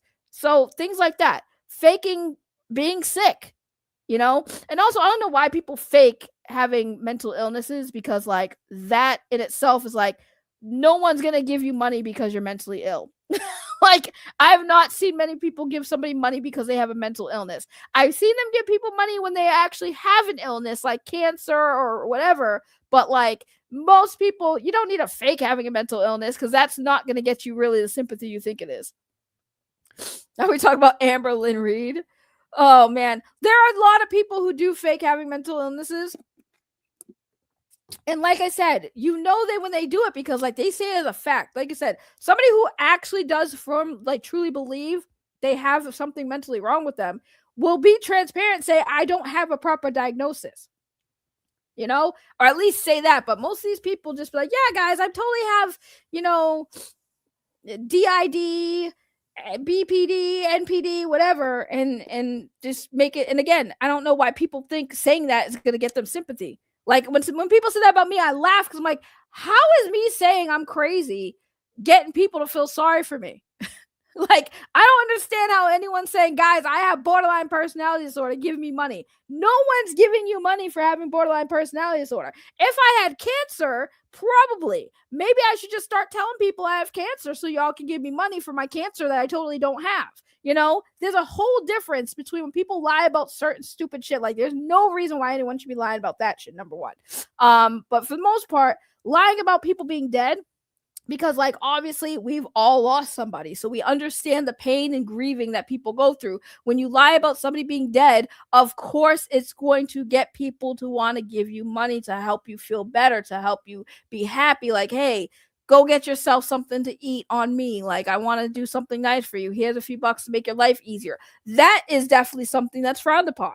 You don't fake people dying in your life. Like, why can't you just wait till somebody dies for real? Like, wait till your grandparents die and then do is talk about that. Like, hey, my grandmother actually died, therefore you're not lying about it. And then you could use a sympathy. There you go. It's like, why lie about shit that actually happens to people? You know? That's the thing that bothers me. So him not even acknowledging that was why people were upset about him lying about the dead girlfriend. You know, because there are people who actually did lose a girlfriend or a boyfriend, and they empathize with you. One thing about the internet, I realized, like, content creators get people to watch us because they empathize with us, or they like our opinions and agree with our opinions. That's really what it comes down to, is you watch a content creator that you like. So listen, I'm not going to get too much into it, But just to give you guys an idea, the recent situation with me and Henry Resilient, right? At the end of the day, people like people for whatever reasons they like. People like Henry for the reasons they like Henry. People like me for the reasons why they like me. So if me and Henry are fighting, right? What's going to happen? Most people are going to listen to both sides, and most people are probably going to believe the side that they like more and say, well, fuck this side, right? Again, I'm not saying everybody's like that, but a majority of people are like that, right? And that's completely fine and understandable. That's just how it works. You know, you want to believe the people you like versus the people you don't know or don't like. That is a common trait on this platform. People are sometimes, like I said, this is not an echo chamber here, but people tend to treat it sometimes like it's a hive mind. And I tell people all the time, don't be like that. You don't have to be like that with me. Speak your mind, speak your piece. And if I don't like it, I'm going to just say fuck off. I'm a human. I don't have to like your opinion, but you have every right to say it. So, oh my God, Foodie Beauty is so gross. The best time of my life on this platform I had was when I got to be on a platform with Foodie Beauty and call her out on her shit and get her to crash out and get gangsta with me. That shit was hilarious. Like, that was the most fun I have had on this platform. A big content creator like Foodie Beauty being on a panel with her and calling her out on her shit. That was like a chef's kiss. It was beautiful. It was absolutely beautiful, stunning, brave. Hoorah. She lives in my city. Oh no. Does she take up half of it? Listen, I will never understand the mukbang community. Like, I don't understand it. I've never took pleasure in sitting there watching people eat like disgusting amounts of food, especially like if you're broke and you don't have money to eat sometimes. Oh, you sit there like, fuck you, you fat bitch. And I don't mean that, I'm not fat shaming, but it's like sometimes it just comes in my head like, fuck you, fat bitch. Sit there eating on camera, making all this money to eat more on camera. And I'm also the type of person, I don't like it when people chew loud. So like that shit will drive me crazy. Like sometimes I'll be with people. I remember this one time. Here's a quick story. I was with my ex and his family, and we went out to eat. And every single person in his family chewed so loud. I'm just sitting there looking at my plate like, I fucking hate it here. Why are y'all eating so loud? Like, they are chewing with their mouths open. Like I'm sitting there like, bro, why do y'all eat like this? Why do y'all eat like this? So when that happened, I literally said something. Like, I was like, why do you guys have to eat so loud? And they're like, oh my God, we're eating loud. I'm like, how do you not hear how loud you're chewing? That's why I don't understand mukbang. I don't understand it. Because, like, it's gross. I don't want to hear you eating. I don't want to see you eating. Like, that stuff's crazy. Is Foodie Beauty as bad as Nikocado Avocado? Yes, because, so, Nikocado Avocado was an interesting thing. Because I don't know if you guys remember from Nikocado Avocado that he apparently filmed years worth of videos just to highlight how he lost all the weight behind the scenes, and it was like a big op, right? Cool. But Foodie Beauty has been a lot more controversy, more controversy than Nikocado Avocado, in my opinion. Yes, unless it's boba tea, that's also true. I'm just saying, like, some people just, mukbang is just a weird thing that I don't know why people are fascinated by it. Like, I've never thought mukbang was a good content personally, but hey, to each their own. But Foodie Beauty is like, she's just a bitch. She's just a bitch. I wish I could find the clip where I was on there and I went at her. It was absolutely beautiful. Let me see if I can find it real quick. Let me see. Foodie Beauty locale. Like, bro, I was trying not to see. The thing is, like, I am known to be a crash out, right? I actually, for once, tried to not crash out on the stream. I was really trying hard not to crash out on that stream.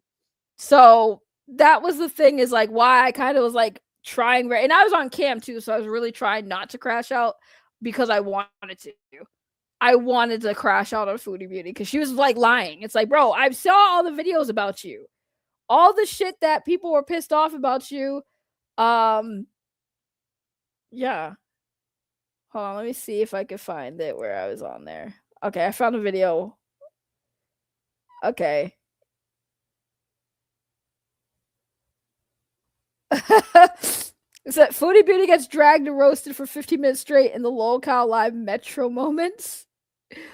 Oh man, these videos, I was like, and by the way, these videos popped up. I saw me on so many different YouTube channels when the Foodie Beauty thing happened. The entire community that hates Foodie Beauty was reacting to this for weeks. And I was on so many YouTube channels. I was like, bro, this shit went viral. But yeah, well, you guys want to see me go at Foodie Beauty? It was beautiful back in the lolcow days. Doctor since then, and it's all gone. Time out, Foodie Beauty. Do I have permission to look at your box? Because Mike is going to send it to me. Gee, no. Whatever, go for it. I want permission. Look at my face. Like, my camera's shit. But my face right here was like, what the fuck? Are we really talking about looking at this chick's vagina on cam, like on stream? This is crazy. Listen, it's on the internet. There's nothing I can do. All right. Trust me, you would not back up to the model he's marrying anyway. I'm not going anywhere near my fucking phone just in case. I'm going to pray. Why did you do that to yourself? That's so. Pull out the chair onto the floor. No, I don't agree. It was a bad decision. It was bad, okay. Yes, I was on that. Yeah, that was me. I was on the bottom left, and at one point she tried to come at me because, like, so what happened was, you'll see it. Xylee Gets Real called out Foodie Beauty for a lot of the shit that Foodie Beauty was involved with, right? And she tried to deny it, and I was like, bro, I've seen those videos. Like, I'm the only reason why I even know who Foodie Beauty was because of all the videos that were made about her and all the stupid shit she was doing, right? And like the racist comments she made and shit. Like, I watched those videos. That's the only reason why I even knew who Foodie Beauty was. So when she was on that panel trying to lie and trying to say that that shit didn't happen, that wasn't true, I'm like, bro, people made videos with proof of what you did. Like, it wasn't just like a one-off thing where it was like, oh, we just hate her to hate her. Like, no, they had receipts. They showed proof. They showed clips. They took your own words, Foodie Beauty, and showed it. Like, what do you mean you didn't do this? Listen, I'm all about fucking spreading for bread, bitch. Because you put some mousse on it, shave it, Look at cut my your face. hairs. I mean, what the I'll fuck? point this out. I got no hate for somebody that wants to. I got no hate for a woman that wants to use her body to make some money. You know, whatever. The life's hard as it is. Everybody has a different struggle. Everybody's going through something. Make your money where you have it. As long as you can sleep with yourself, whatever, right? To judge somebody based on that is being kind of petty. Like, I was just sitting here like, why am I here? I didn't want to over talk a lot of people too. And like I said, being on a channel that has like 1,000 people watching you, I was a little nervous. I'm not even gonna lie, I was very nervous. Because yeah, it was a big channel to be on. Oh, hey, you judge Yeah, me. there you go. You fat motherfucker. You judge me on everything I say and do. Tina, she spread for bread, and then she found Tina, God. I just gave you compliments and you just let that shit gloss right the fuck over you. Boogie, check your text. We don't know what No. Boogie, look at the text. Boogie, you're Oh, whatever, Boogie pretending like he doesn't like the fat snatch. Give me a break. I don't. The funny thing about the stream too is after this stream happened, she got in trouble. She got in trouble with her husband, and she tried to like downplay it, like, oh, Keemstar, they all forced me to do it. And then she's like joking about it. Oh, you know, Boogie, look at Boogie pretending he doesn't want to see my fat snatch. Like, girl. Thank you, Wong, for the $5. Hey, Ray, how are you doing? I heard Frog Tony disavowed me, so I'm asking you if he has gone off the deep end. Are you still friends with Frog Tony? What is going on? Pause on this real quick. I've seen comments like somebody left a comment on my I think community post or something talking about this. I have no idea what's going on. No clue. I have been dealing with my own dramas. I have no idea if you all got issues with Frog Tony. I don't know anything. I think I hadn't even talked to him. I think I talked to him. Not even talked to him. We just wished each other Happy New Year. So I have no idea what's going on with y'all and Frog Tony. But unless he's doing something insane, crazy, illegal, I'm staying out of y'all's beef. I'm staying out of all y'all's beef. I have no clue what's going on with y'all and Frog Tony right now. No idea. But thank you for the $5. No clue what's going on. I'm just now hearing stuff about like people are hitting me up about Frog Tony. I have no clue. He hasn't told me a goddamn thing. Bad bitch. What? Boogie might drop dead on the stream. Whatever. Boogie, look at the snatch now. Conflict of interest. No. Look it up or you're fired. Boogie likes them to look 16 years old. Okay. I have a reformed one now. That's 3 years ago. Different. Are you really bald on your head? I'm not bald, but I have thinning on top, yeah. Okay, No. She Exactly. I need some hair. It's not super real. Time out. Chad is asking for a review. So the Feudy Booty Snatch review looks like two golden girls fighting for a world championship. I still You're going to hell for looking at that. I'm not sure what I was looking at, if I'm being totally honest. It's not shaming. What the hell? It looked like a wooded area. He had to fucking find his way through the woods, bitch. That's what he's trying to tell you. What's yours? I've never had to spread for bread. I know that's That. I'll just take your money. Yeah. What do you guys look like? Look at Ted. You're gonna have to start making fun of it one day if you do. That's what's No, gonna he'll never happen. think about you again. Trust me. He's wearing a model. You push hog. Nobody wants your fucking big ass. Nobody wants my big ass. So shut the fuck up. Yo, So you wax yours then? Tina, I love you because Brantley really be a model, and sometimes she gets hate online, and people be like, "She ugly." I'm like, "No, she's not." Like, No, she's I'm not. No. Brantley No, is. your wife is It's beautiful. jealous. It's I've seen her. jealousy. It's jealous. I love you, Somebody sent me Brantley. a video of her in a bathtub on her period. Yes, she's nasty. What? I'm going off grid. Who did that? Somebody Who texted did me. that? Somebody texted me a video said it's you in a bathtub on your period. No. I didn't have a period, honey. Bro, my face, dude. So I know they sped it up, but basically what they said is apparently Foodie Beauty was in a bathtub on her monthly, and I think that was part of her only because she did OnlyFans. By the way, yes, Foodie Beauty did OnlyFans. Absolutely disgusting. Her reactors love Tina. I hate that. Tina's funny.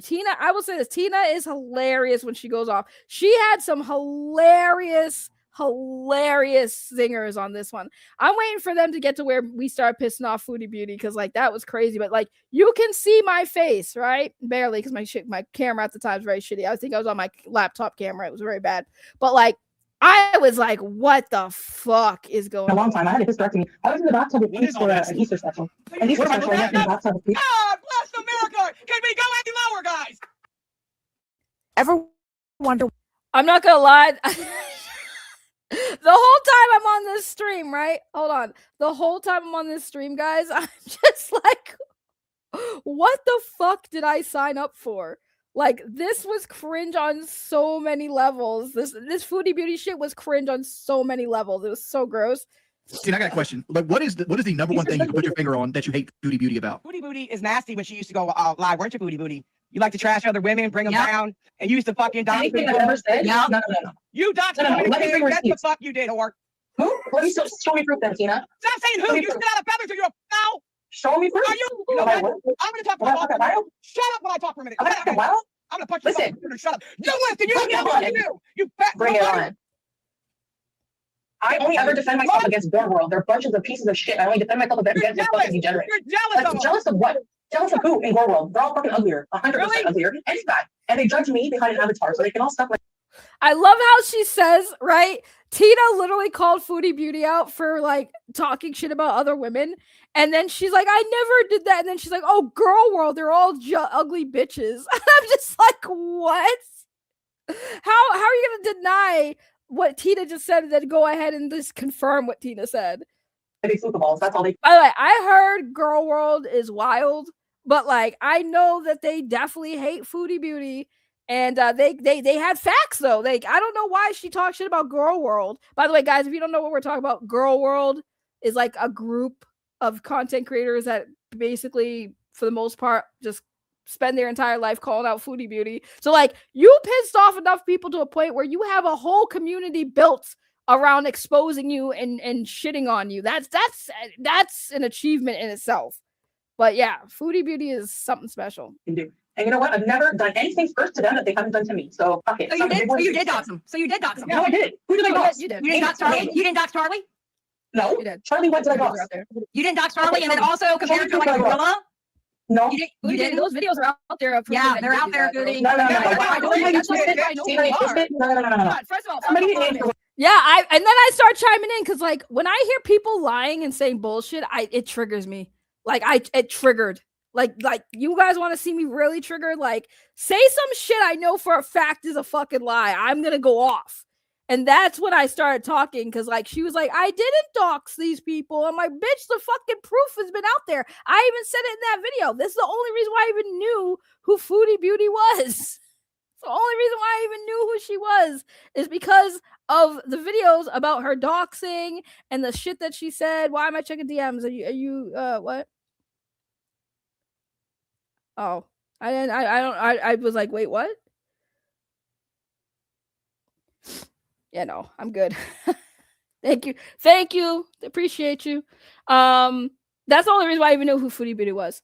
So Harambe, they're lying. listen, They're pants. Don't let me look defend myself. at me sideways. I'll show my hands all I want. I'm not fucking afraid of you. Listen, okay? You might have a chest tattoo and think you're God, bitch. I'm not afraid of you, bitch. Thank you. Shut up. You're not afraid of me. There was an account named Harambe. Don't dox me, bro.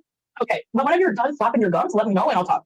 Go for it. Go ahead, babe. Nah, because there's proof out there. You're sitting here. I'm going to defend myself. How are you Okay, going to where's defend the yourself? proof? I'm trying to explain it. I'm trying to explain it. Okay, Charlie Gold used to make a fucking video after video fat shaming. Yeah, that's when I started going at her.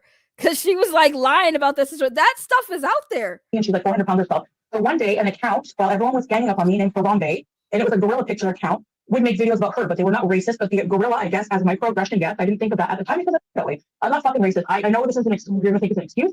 I was almost married to a black man for 8 years. I love all races, okay? Oh, here we go. I got that one black friend. I can't be racist. You're right. You're Right, you know, right? Whenever I found out that the Harambe thing was kind of racist, I just fucking stopped associating with her. Wait, and I apologize to her. So, I mean, like, this is so long ago. What do you want from me? Wait, what is the Harambe You know, thing? people change. You don't remember Harambe team? I do. Harambe was the gorilla that got killed when the little kid jumped into I remember, but what is her relation to Harambe? Charlie was a black creator, and Foodie here compared her to Harambe. What? Oh, I did it. What? Yes. Yeah, that did happen. That's the thing that's hilarious is like this is all documented. Like I don't understand how you're gonna lie about something, Foodie Beauty, that was documented. Like Roseanne Barr lost was kicked off her own show that was named after her because she made a comparison of a monkey to a black congresswoman. Like, what do you mean? I didn't know that was racist to refer to black people as monkeys. In 2026, guys, if you don't know that referring to black people as monkeys is a no-no, you must be living under a rock. You must be living under a rock. Oh my God! No, I didn't. Yes, I swear on God, I never compared her. I never did You don't even believe in the same God, you dumb bitch. Bro, that's as bad as me calling Actually, Alex the Islam and N-word. Christianity have the same God, you dumb bitch. They're the same. Learn something. They're all stupid team. I'm telling you. Listen. Wait, you really called a black? Wait, time out. No, I didn't. You called a Wait, black? King, she also doxed that same creator. She also doxed that same Where's the creator. docs? Where's the docs? Show me, and I will bow down to you and suck your dick. Goddamn commercials. Oh, it's cute though. Hold on. I like to do this so we get to the commercials. I'm learning. Hold on. She is from 3 hours away from me. Yeah, she is lying. She's lying. And she did know. Like, if you don't know in this day and age that that's not a good look, like, yeah, she was full of shit. My face, I was literally like rolling my eyes at her. It was crazy. Where is Please it? talking shit on me. After I There said was a that, reaction I'm channel in like, Harambe that was making videos about Charlie, and I supported her because I didn't realize like she was making fun of Charlie for that reason. Then I cut ties with her. I never ever said Charlie was a gorilla. Nothing. Wait, like that. where Hey, wait, I would never didn't do that on you nothing. compare Charlie to Cole? wait, Sadly, let me No, ask you. her name is Charlie Gold. Guys, Come on, everybody- he called her Cole. wait, Everybody everybody shut the fuck up. Everybody stop He for a ain't second. talking. Let me just try to understand this, okay? How does the term Harambe get linked to you? You had to have said something. Okay, no, I didn't say anything. What happened, like I said, Charlie Gold is a black creator, and she would come for me all the time, bullying, fat shaming, whatever. And there was a reaction channel that came out with the name of the reaction channel was Harambe, okay? And Harambe was a gorilla who attacked a child, blah, blah, blah. Now, she made videos on Charlie, but never calling her any racial names. So I would support one or two of those videos, repost them, and say, oh, yeah, this is funny about Charlie, because everyone was coming for me. I had no one to back me up. And then people were starting to say, you're fucking racist. And then I thought, okay, the gorilla maybe, isn't good to associate with that because maybe she does mean something racial. And, so even though she said she didn't, and that was a long time ago. I apologize for any racial microaggressions. I am not a racist person. And I think sometimes we say things that.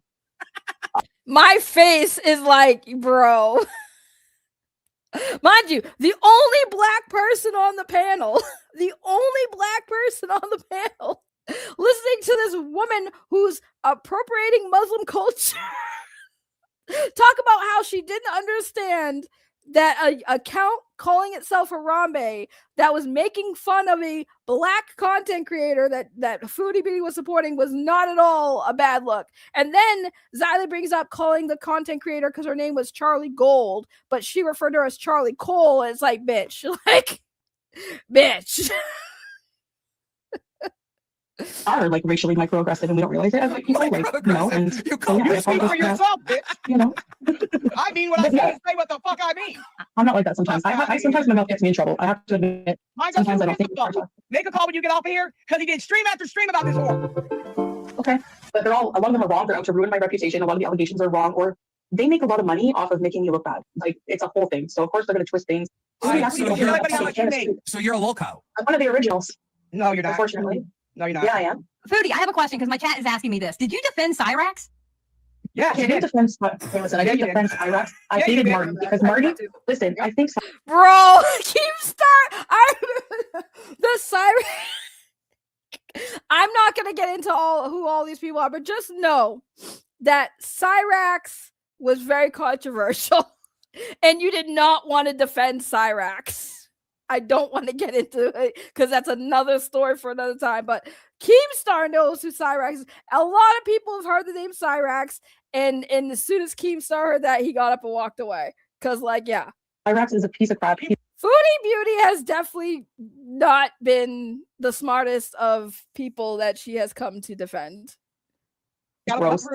I didn't know the whole lore, but I didn't like Marty because he was like just exacerbating everything, you know. So I said something about Marty, and then it came out that I'm defending Cyrax and blah blah blah. I never talked to Cyrax. I think he's disgusting for what he did and everything like that. So that's that story.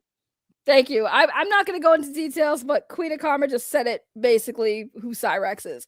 That is all you need to know about Cyrax. And she defended him.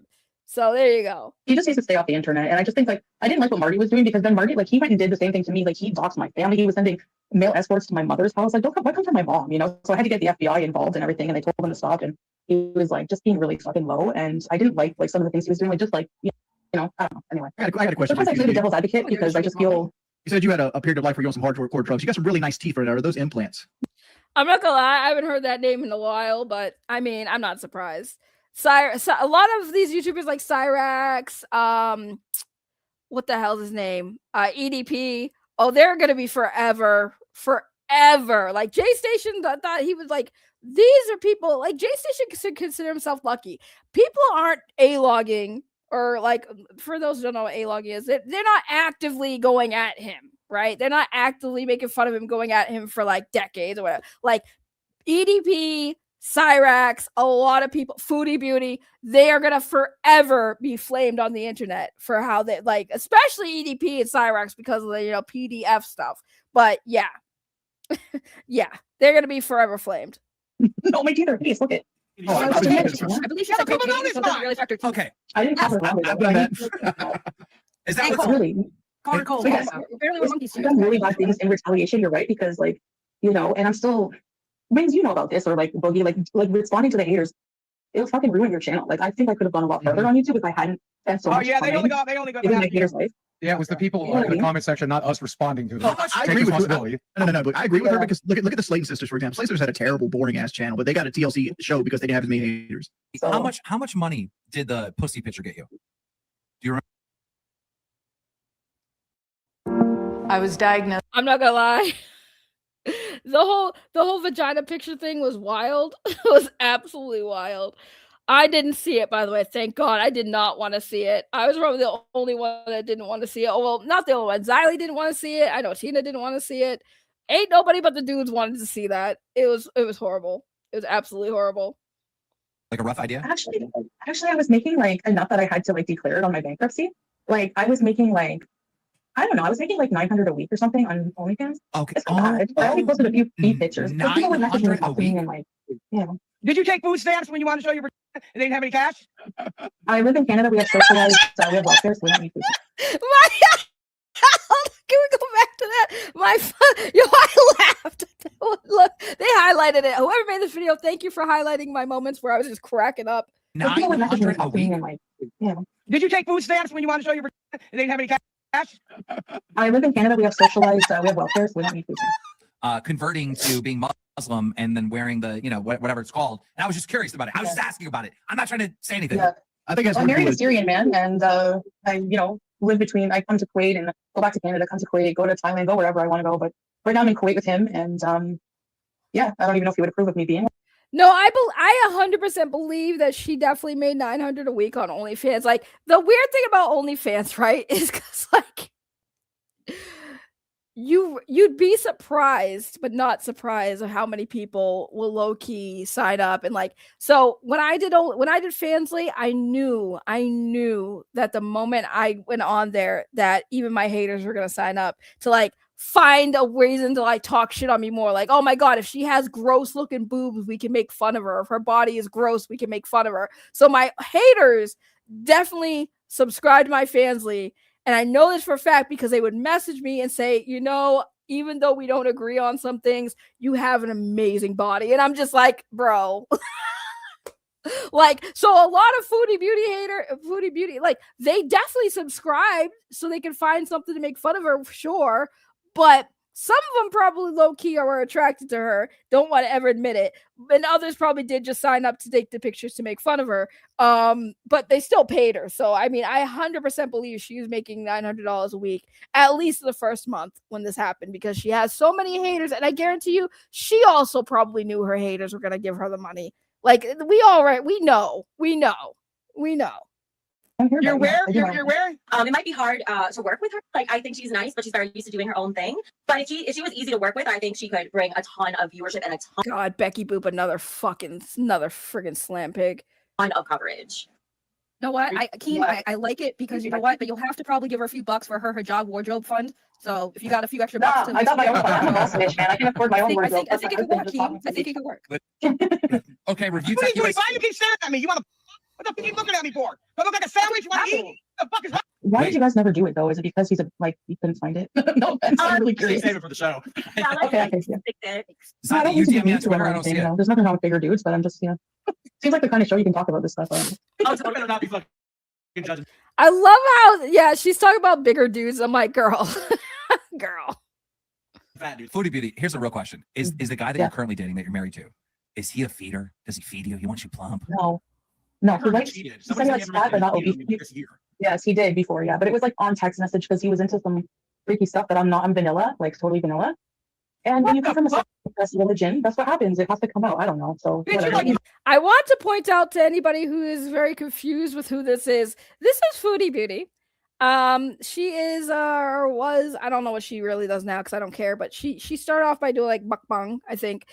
She's a big woman, obviously, and now she's in her I'm going to be Muslim phase. She's married to a Muslim man, and going on a YouTube channel on a stream, doing things that Muslim women shouldn't be doing, which is like talking about her private areas, talking about her private life with her husband who is Muslim.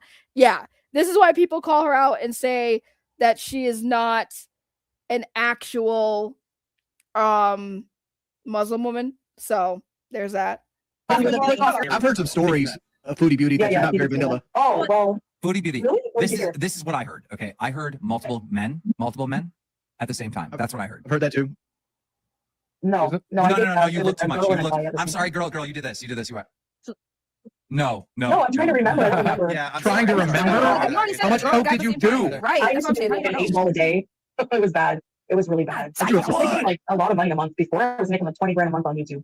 But it was drama. Like my life was shit. Like my life was shit. I was addicted to drugs. I had an abusive boyfriend. He was like, it was just horrible, Dude, I was bringing in like 5 times that, and my life was awesome. It was like the biggest show. I mean, my life's awesome now. It's actually even better now. But like, I ran a drama show, and my life was great. How is it bad? You weren't the center of the drama. You were the narrator. True. Yeah, that's a big. When you're the center of it, it gets to you. Sometimes. Been the center of the My husband is into some pretty crazy things. right. Yeah, I was mentioning that a second ago, like a shit fetish apparently. Yeah, Parties. This stream was wild. This stream was absolutely Wednesday wild. nights aren't. Nobody cares about Wednesday nights. This stream was wild. Like the stuff that was being said in this stream. I'm sitting, like I said, you can see me in so many parts of this stream where I'm just sitting here like, why did I do this to myself? Why are we talking about shit fetishes? Why are we looking at Foodie Booty's vagina? Like, what are we doing? This was what I thought I had wanted in the local universe when Hakeem wanted to give me a show. I was like, oh, this would be fun. I could do blood sports or something. It was, oh man, this stream was insane. But like, I was so happy to be part of being there to call out Foodie Beauty because like I've heard of her and I saw all the videos, so it was definitely one of those things where I'm like, yeah, I'm happy. I was proud of this. What is degrading fetish? That's why you don't want to. I guess you don't want to do that with your wife because you respect her. But somebody like a cheap, like somebody you see as cheap or just a pastime, you know, using them as a human toilet. It's like a fetish, you know. I don't know. So you bitch alone, pick it up and throw it at your husband? Is this your way? It's not my thing. It's a fantasy. Is this your way of saying that you allow your husband to pick hookers up to shit on them? No. I don't allow that. That happened once. I was supposed to be moving back to Canada. It was very funny. He was a young guy. I'm not gonna lie. Keemstar hat was like, this was funny because like Keemstar's reaction was so over the top, but also probably the most realist reaction I've seen from him with this because like this shit was wild. We're talking about Becky. It wasn't a hooker. It was somebody in her own community. It was a geezer. It was my geezer. Yeah, she was a geezer. That brings me to my question about Becky. Becky, I've really been wondering. This has been gnawing at me, but wait. So what happened? So somebody. They skipped my question for Becky. It was kind of corny. I was trying to roast her. It didn't work. They put on you, R. Kelly style? No, nobody. No, that's why he did it with someone else because he didn't want to even admit that he had that fetish, especially with his wife. And I'm not into that stuff. So no, I mean, her husband was straight up fucking goat. So it was a little poo, pee. Bro, you don't trade a cow for a goat. That's a bad deal. You give the goat to somebody for a cow, but if you give the cow for a goat, I don't know. But I don't know. Maybe people prefer goat milk over cow milk, but I feel like after the cow milk, you can still make hamburgers. So I mean, I don't know. I would not trade somebody anything for my cow. I would keep my cow for the milk and the hamburgers. Like I can't have milk tea without milk, right? So I would never trade my cow. Hey, excuse me first. Do you know anything about Carabella? Kai Bella. Yeah, Kai Bella. Yeah, that's the person that happened with. While we're waiting on this, I want to ask a question. Like, what goes through a woman's mind when a man goes, "I want to shit you," and you agree to it? Like, I don't think I could ever agree to that. Yeah, I can be on either end of that. I can tell you what goes through their mind. I'm a toilet today. I'm a toilet. It's a whole fetish. I don't know. Oh, this is where I'm not on anymore. They let me go, but like there was a part. Oh, they didn't have the part where we got into it. Because we got into it. I think they did show up, but it was more than that. Because like me and Foodie Beauty definitely got into it. Yeah, they clipped that out because like she started getting gangster with me, and she's like, "I'm not afraid of you." That shit was funny. Yeah, they must have clipped it out. But yes, that was my time on LolCal with calling out Foodie Beauty. So that was good memory of a fun time I had calling out Foodie Beauty for being like a piece of shit person. Good times. Thank you, Florio, for going down the rabbit hole with me. I thought the whole being shit on was in Dubai. I don't know. I can't keep up with Foodie Beauty, man. I can't keep up with Foodie Beauty. Like that was the last, and then I tried to make videos like about this, like reaction videos, because like this was such a hot topic, especially in like Goal World and all the content creators who, you know, went at Foodie Beauty. Like they were talking about this for a week. So I was like, fuck it. I was on the panel. I'm going to talk about it. And then shortly after that, my channel started getting hit. And I was like, oh, Foodie Beauty. You didn't like my stream, huh? Okay. Cool story.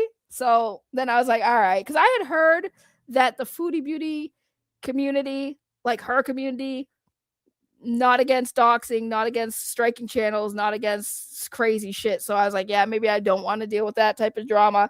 I also heard Girl World was kind of a little chaotic too, but I'm not mad at Girl World because like Foodie Beauty is her own worst enemy. So like you kind of definitely had that coming because you are kind of a piece of shit, Foodie Beauty. So I don't know. Maybe I'll go back to covering Foodie Beauty. So maybe I'll hop on that bandwagon because like I really don't like her. And when she came on that stream lying, like people didn't know who she was. Like, bitch, you have a reputation. It's not like this is new. Tony, what is going on with drama? I'm getting super chats about you. Like, what's going on? What is going on, Tony? Like, I need to understand what happened because, like, all of a sudden people are commenting shit about you, and I'm like, what did I miss? What did I miss? Clearly, I missed something. I'm not sure what that is, but now I'm curious. It sparked my interest. I don't know, dude. I'm getting super chats about you right here. I got a super chat. Hey, Ray, how are you doing? I heard Frog Tony disavowed me, so I'm asking you if he has gone off the deep end, are you still friends with Frog Tony? I have no idea. And then I got another comment telling me, warning me about you. Like, what the hell did you get into now? What happened? Is this another one of those situations that you got yourself into that now people are going to come to me because they know we're cool? Listen, I'm going to say this is in the most clearest way possible.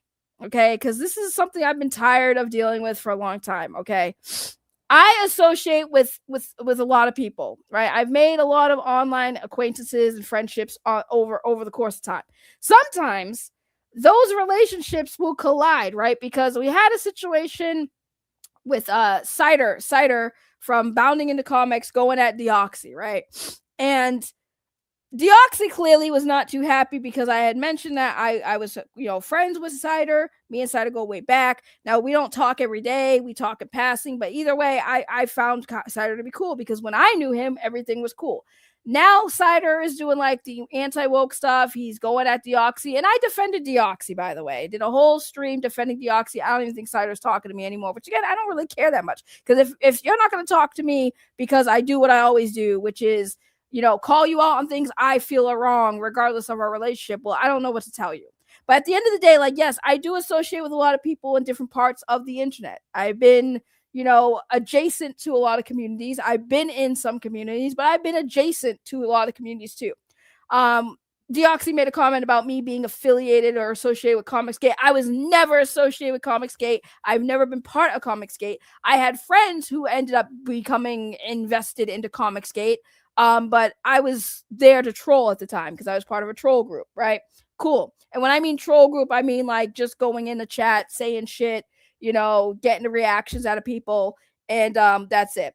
I ended up like not agreeing with how far shit went, which is why I walked away. But either way, my point is that I associate with a lot of people, been a part of groups, and that's it. Like, I don't agree with everything that gets said or done, but it has nothing to do with me. You're all grown adults who can handle your own bullshit, and you don't need me to always defend. But if I do see things being wrong said or done, I am going to say something because, like, especially with the issue with Deoxy, I did think that Cider was going at Deoxy all the wrong way. I still believe that.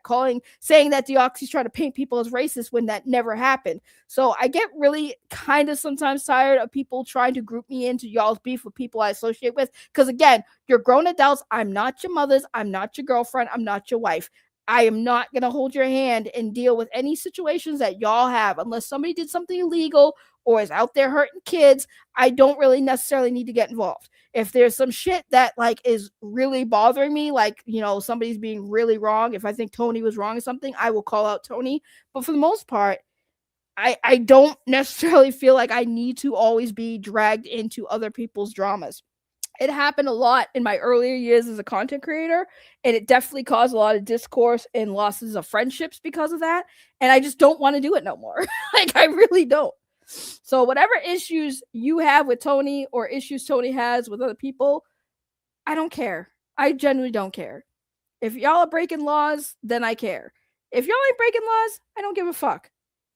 Like, obviously most people who know me know where my morals stand. And as long as you don't, I guess, go against my morals, I don't have really anything to say. So, he told that story to Cynthia and Ruby because I exposed Katie and he's a simp. I have no idea. I have no idea about you exposing Katie. I don't know what you exposed with Katie. I want no part in any of that bullshit. So y'all have fun with that drama. I would wish to stay out of said drama. Thank you. Don't know if you guys have noticed because you probably don't. I got my own drama that I'm dealing with. I don't need to be involved in anyone else's drama. I did ask, but I'm just putting it out there. Thank you.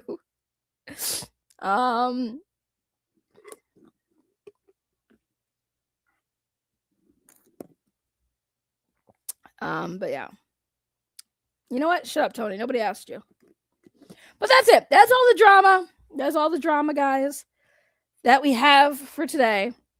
I probably won't be streaming again for a little bit because, work is coming up. I'm starting this week, so I'm going to be busy. So we'll see when I have time. I'll stream. That's basically it. Can we watch Roxy versus Amber Reed? Really? I'm hungry. I gotta get some food in me. But why? What's going? Roxy versus Amber? Yeah, I heard Amber Reed is over there with the locals. Another reason why I probably don't want to go back over there. You know, they're just letting anybody up over there. You're gonna trend me. You're gonna what? Now I'm gonna send you 20 Whoppers. I don't want 20 Whoppers. One Whopper will be good. One Whopper will be fine. Thank you. Please and thank you. Oh no, it's always been super scripted. It has always been super. Wait, why is my layout like that? Oh, let me do this. It's always been super scripted over there. That's one of the reasons why I just kind of left. Cause Floria, I don't know if you know, is like I was over there in the local Discord.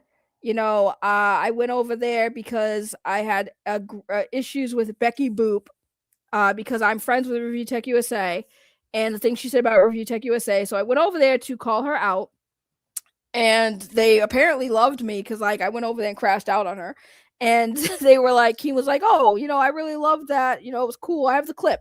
I have a clip of Keemstar, you know, saying, you know, how it was like, you know, we're gonna give her a show. So I was over there thinking, okay, Keemstar wants to hire me to actually do YouTube. That would have been awesome, right? So I was over there for a bit, and then, you know, me and Becky would go back and forth. But what really kind of pushed me over the edge is when Becky accused her ex-boyfriend of SA, and he, you know, she said that she had a police report and she had proof that he did this, and, you know, it was just a mess, and like no one really believed her that she was SA'd, especially after hearing it from, you know, hearing the story from the, you know, the boyfriend's perspective, and also just Becky's known to like lie about shit. So when they monetized this SA allegation shit and she's fake crying and all this stuff, I was like, dude, I can't do this bullshit anymore. This shit's so fucking fake. Like, it's so fake. You know, this shit is not real. And it was even a point I was on Local Rewind where, you know, I left and they wanted to hear why I left. And I went on there, and then Keemstar came on. I was like, I like real, but yet it's all scripted. And then, of course, with the, you know, kid behind the camera over there and that's, I couldn't do it. I don't want to be a script. Like, if I want to talk about things, I want to be able to be myself. Like, only time I've ever worked off a script is when like I did my Weird World videos where I would write down the information. I'd read the script, but like I was writing it. It wasn't like somebody else like set it up and I was just writing it so I could explain the story. It's basically me just writing an essay, right? But like the scripted shit, the fabricated drama, I can't stand that shit. I pride myself on being a real person and actually talking about stuff I actually care about. I don't like the fabricated drama shit. So I just didn't really want to stay over there with the local universe. Just wasn't for me. But 20, you do them. I'm not doing a mukbang, first of all. I'm never doing that. And I'm not doing 20. I'm trying to lose weight for the summer, not gain weight. You're absolutely killing me right now. You're killing me. And the funny thing is, like you said, they're doing a script with Amber, and she's reading it like a good little lapdog. You know, like a good little lapdog. She's reading the script. The only show that wasn't scripted that I appreciated was Local Rewind, because I know Xylee wasn't going to do no scripted bullshit, as far as I know, right? And Xylee, and then that show wasn't even meant to be scripted. It was mainly to be a recap show, right? So, like, talking about all the other shows. So that was probably the realest show that Keemstar had. But now he has, like, 24 shows. He has, like, 24-hour shows going, which is what he wanted. And I'm like, that's going to die down soon. Keemstar is very indecisive. He don't know what he wants to do. He dropped Drama Alert to do the Keemstar show. He did that for a while. Then he stopped doing the Keemstar show and did Local Live. And then Local Live became the Local Universe. And I don't know. He's probably going to move on and do something else soon. I swear to God, Keemstar just gets bored and just wants to try new things. And like, power to him, but I couldn't do the scripted bullshit. Scripted bullshit was annoying.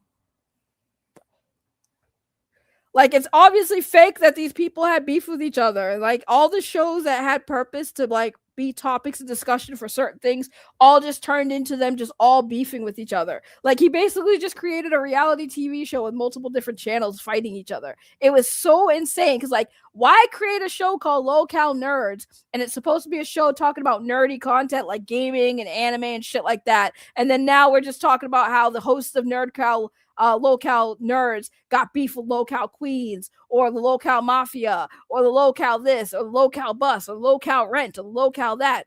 Everyone all of a sudden got beef with each other. It's all bullshit. It's all bullshit. Yeah, I did drop Cloudcast. I'm not gonna lie. I didn't want to build a new channel. I didn't want to build a new channel. I got bored. I didn't want to build a new channel. I did not want to build a new channel. I'm not even gonna lie about that. I mean, it was fun for the first few times, but then I was like, I'm kind of like, I don't really want to build a new channel because I kind of like want to. I'm not even where I want to be on this channel if I wanted to be anywhere, right? Like, I'm not growing much on this channel. So, like, why would I want to build a new one with you, Mr. I'm smarter than everybody, you bully? And then your audience don't really like females too much. Like, they don't like my loud mouth. I'm too loud and black for them over there. I really am. Some of them are cool with me. I just can't do it. No food for me. There was no food from you anyways. You cheap bastard. You wasn't feeding me, you jerk. There was no Burger King on its way. There was no Whopper on its way, you liar. Tony, real quick, what do you think about Will being gay? What do you think about Will being gay in Stranger Things? What do you think about the gayness of Stranger Things? What do you think about it? I'm curious to know what you think about the gay and Stranger Things. That's where we started off the stream. Are you one of those people that are mad and think the show went to shit because Will is gay? Are you one of those people in that camp? Because, like, if you are one of those people in those camp, Tony, I don't think I can be friends with you anymore. I don't think I can be friends with you anymore. Because he was always meant to be gay. He was always going to be gay. People claim to be fans of shit and don't even know what the hell you're talking about 90% of the time. Oh my God, Will was gay. He was always supposed to be gay. Always. Okay? He was always supposed to be Will Ex Machina. Okay? He was gonna be the new 11. See, thank you. I know, but apparently people care. You know, people care, like yellow fucking trash. Yellow fucking trash, Mr. Lolicon Defender himself. This is my favorite thumbnail I ever made. I'm so proud of this thumbnail. Not made by AI, by the way. I made this thumbnail on my own using actual editing software. This was not AI. I was so proud of this because I took Yellow Flash's avatar and made it perfectly fit in with the picture. I'm so proud of this. But yes, fucking yellow trash talking about how it's gay and woke, yet Yellow Flash is also somebody who supported an anime that was the whole story of this anime, just to remind everybody how stupid Yellow Flash is.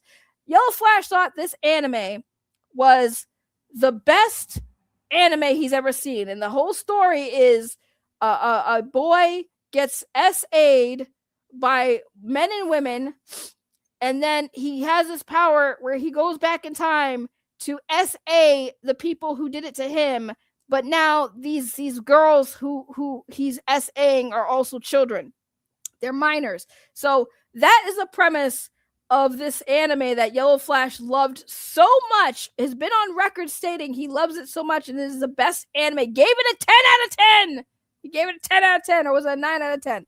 But he loved it, and he's mad about a character being gay in a TV show. Let me just point that out. Like, I'm not even kidding. Like, we did a whole stream about this. Whole stream going over this. I still have the clips here. I still have, like, the little clips here when I cover the story about how Yellow Flash here gave it, I'm sorry, he gave it a 12 out of 10. My apologies. He gave the anime of adults SAing minors a 12 out of 10, guys. Redo Healer, the most disgusting anime I've ever heard about. And I try to watch it just to get a better understanding because I'm like, there's no way this is real, right? I watched the first episode and I noped right the fuck out of there. I said, this was definitely not okay. Like, I'm just, my God, bro. I can't stand Yellow Flash. Fun fact, I love telling this story, but it's a fun fact.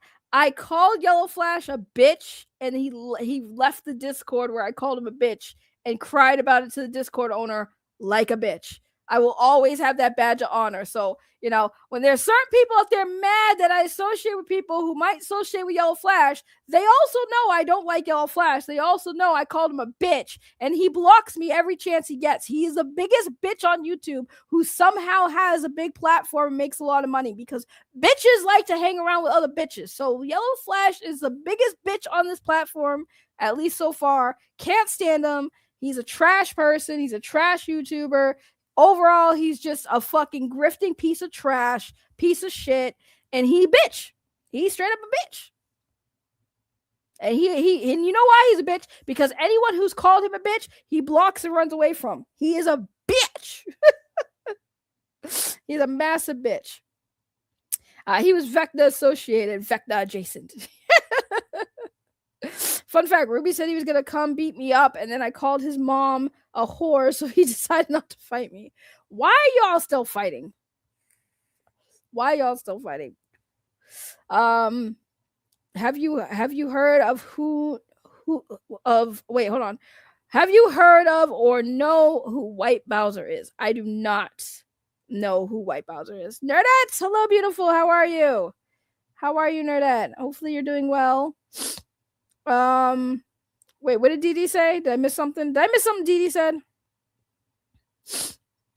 I can't get over him giving it a high rating. Yeah, he gave it a 12 out of 10 for a disgusting anime. I will never let him live that down. The fact that people aren't always bringing that up to him, like, is crazy. Like, bro, every time he bitches about anything in entertainment, I'm gonna be like, bro, aren't you the one that liked a friggin' a disgusting anime involving R-wording children?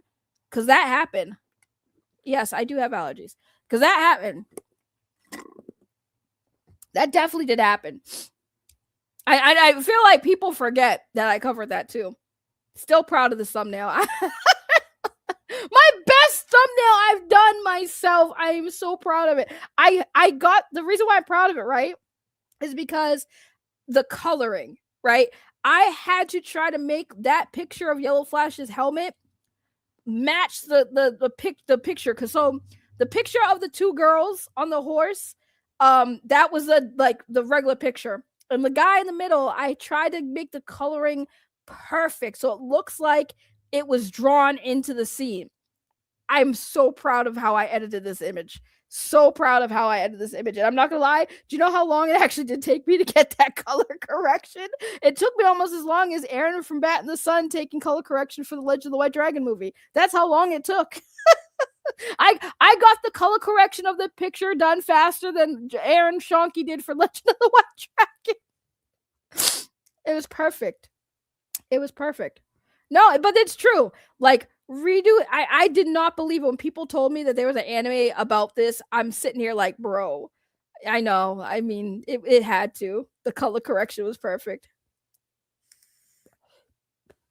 He was similar to Yellow Flash. Fellow likes watching creepy weird anime, and he also grew up a minor. Yeah, I'm a pass on the creepy people who like to like do stuff with kids. That's crazy. But yeah, I don't understand why people don't grasp that Lolly is bad, you know? And for those of you who don't know who Lolly is, because I know y'all aren't as nerdy as I am in the anime stuff, Lolly, by definition, for the most part, was mainly about like characters that look like little children, like prepubescent children, and cute little outfits. That was the traditional Lolly, right? The term in Japan, lolicon, was primarily about dressing like a child and looking prepubescent, right? For some reason, that turned into a sexual thing. So now Lolly is associated with disgusting depictions of children, minors and children, right? So there are people out there who justify Lolly and justify it by saying, well, it's not real, right? It's not real. It's not hurting anybody. And it's like, but it's like a drug, right? You don't want to give a drug addict more drugs because it's going to, you know, that's just how it is. You don't give a drug addict more drugs. You don't give an alcoholic a beer, okay? You don't give somebody, you know, you don't shake hands with somebody who has an autoimmune system with your dirty ass hands to get them sick, right? So you don't give predators content to give them a pass to explore their disgusting fantasies and expect that that's not going to eventually graduate them to actually hurt a child. Like, that's a mindset people who defend Lolly is like, well, I'd rather have these predators have an outlet so they're not acting on it. And it's like, no, because again, look at serial killers. They start off with animals, which again, animal lovers, obviously hurting animals is bad. But to some people, you know, they'd rather somebody hurt an animal than hurt a human being. That's the logic of some sickos out there, right? But eventually, you don't understand, like, serial killers, they practice on animals before they graduate to people. So when you have somebody who is completely fine with hurting an animal, hurting a living creature, right? To them, it's just an animal. Who cares? You know, they reproduce quickly. Who cares if I killed a dog? Who cares if I killed a cat, right? But they're practicing. They're honing their skills. They're practicing building up to taking a human life, right? So if we're not okay with giving people who have a sickness to want to hurt something, an animal, right? You're not going to give somebody who's known to hurt animals a fucking pet, right? So you don't give predators content to give them something to feed their sickness and expect them to not eventually hurt a child. I've been very vocal about these things. Now, the biggest problem I have, and I've been vocal about this too, is the gray area that people have when it comes to anime in general. Because if you look at a lot of animes that do exist, even though they don't go as deep or as graphic as traditional lolly stuff, right? There is still that element of, you do understand that regular animes also feature minors and also depict them in gross ways that we don't think about, because to us, we're just watching a cartoon. There are perfect examples, like I've said this before, Neon Genesis Evangelion. If you guys have ever seen Neon Genesis Evangelion, it is a really mentally interesting anime, but there are some scenes in it that are questionable. There's a scene that features two 14, 15-year-old kids where the girl, she's a pilot of a robot, whatever, she's hurt. She's in the hospital. She's in a coma.